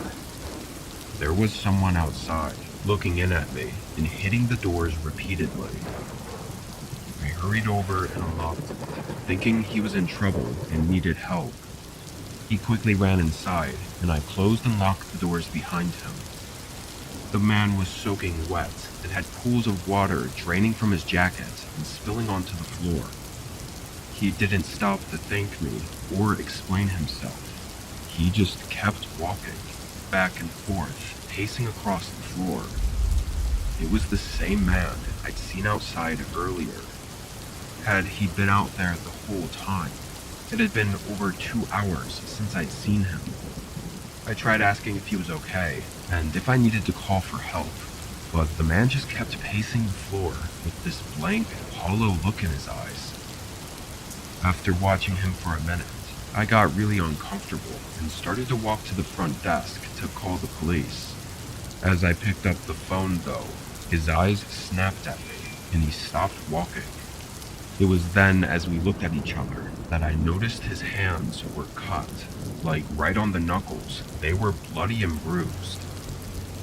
I caught myself looking for too long, and by the time I looked back up at the man's eyes, I could tell he was pissed. "Don't," he said, clearly talking about me using the phone. I wasn't trying to test him, so I lowered the phone. There were a couple seconds where he just stared at me, like he was thinking about whether or not to do something. But then he turned and continued to pace the floor. The storm picked up outside, chaotically shaking the building and adding to the horror of whatever was happening. I tried to think out all my options as this maniac walked around just feet from me. I could try running, but I'd have to get the door unlocked and outrun him in the storm, which seemed really risky. I could also try calling the cops and hope he just leaves, but that was also risky. Funnily enough, I ended up choosing probably the most risky option, which was to do nothing and just wait. I stood there and watched him for, 20 minutes at least. At any point, he could have just snapped and ended me, but he didn't. After those 20 minutes, he gave me one last look, then walked over to the door, slid the bolt lock over, and walked out into the storm. I immediately called the police. I'm not sure if it was just because of the storm, or because they didn't think it was urgent enough, but it took over a half hour for a cop to show up. By then, whoever the hell that man was gone. They never found him. When the storm finally passed on the following day, there was a report filed for a missing woman. She never returned home from work that night after leaving the office at 11 p.m. Maybe I'm just connecting completely different things, but the man had clear signs of having attacked someone, with blood and bruises on his knuckles, and the timeline seems to add up. Again, it's all just theories, but whatever I was in the middle of that night, I haven't been able to stop thinking about it.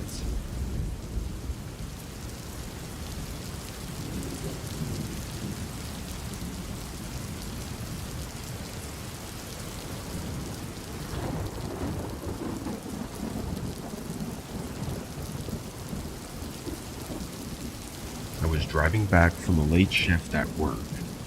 I worked for security, so my hours were kind of all over the place. I'd gotten out at 1 a.m. this day. There was a pretty heavy storm going on. A lot of the roads had water building up on the sides, and almost nobody else was driving. The route I usually take is off the main roads, on smaller, less crowded streets, and for some reason I failed to realize I probably should have taken the main roads this time. It's not like they were busy anyway. As I was using one of these small side roads, I came up to a point that was flooded. It was hard to tell exactly how high the water was, but it looked like it might be several feet deep, which I was not comfortable driving through. I knew this meant I'd have to drive all the way back, so I was pretty frustrated. I put my car in reverse and started to back up to do a 3-point turn when my car started frantically beeping. I hit the brakes, but didn't even know why it was beeping until I looked over my shoulder and out the back window. There was a car right behind me, like only 2 feet away from my bumper. It was almost like a jump scare, because not once during the 10-minute drive down this one-lane road did I see any cars in front or behind me, and their headlights weren't even on. I sat there for a minute. I thought they would see me backing up and move, or they would see the flooding road and also turn around, but they didn't do anything. They just stayed right behind me. The rain ticking against my car and my headlights being the only thing lighting up the road only made this feel more unsettling. Eventually, I honked a few times. The longer I sat there, though, the more I felt like something was seriously wrong about this. Then, their door opened. A man got out.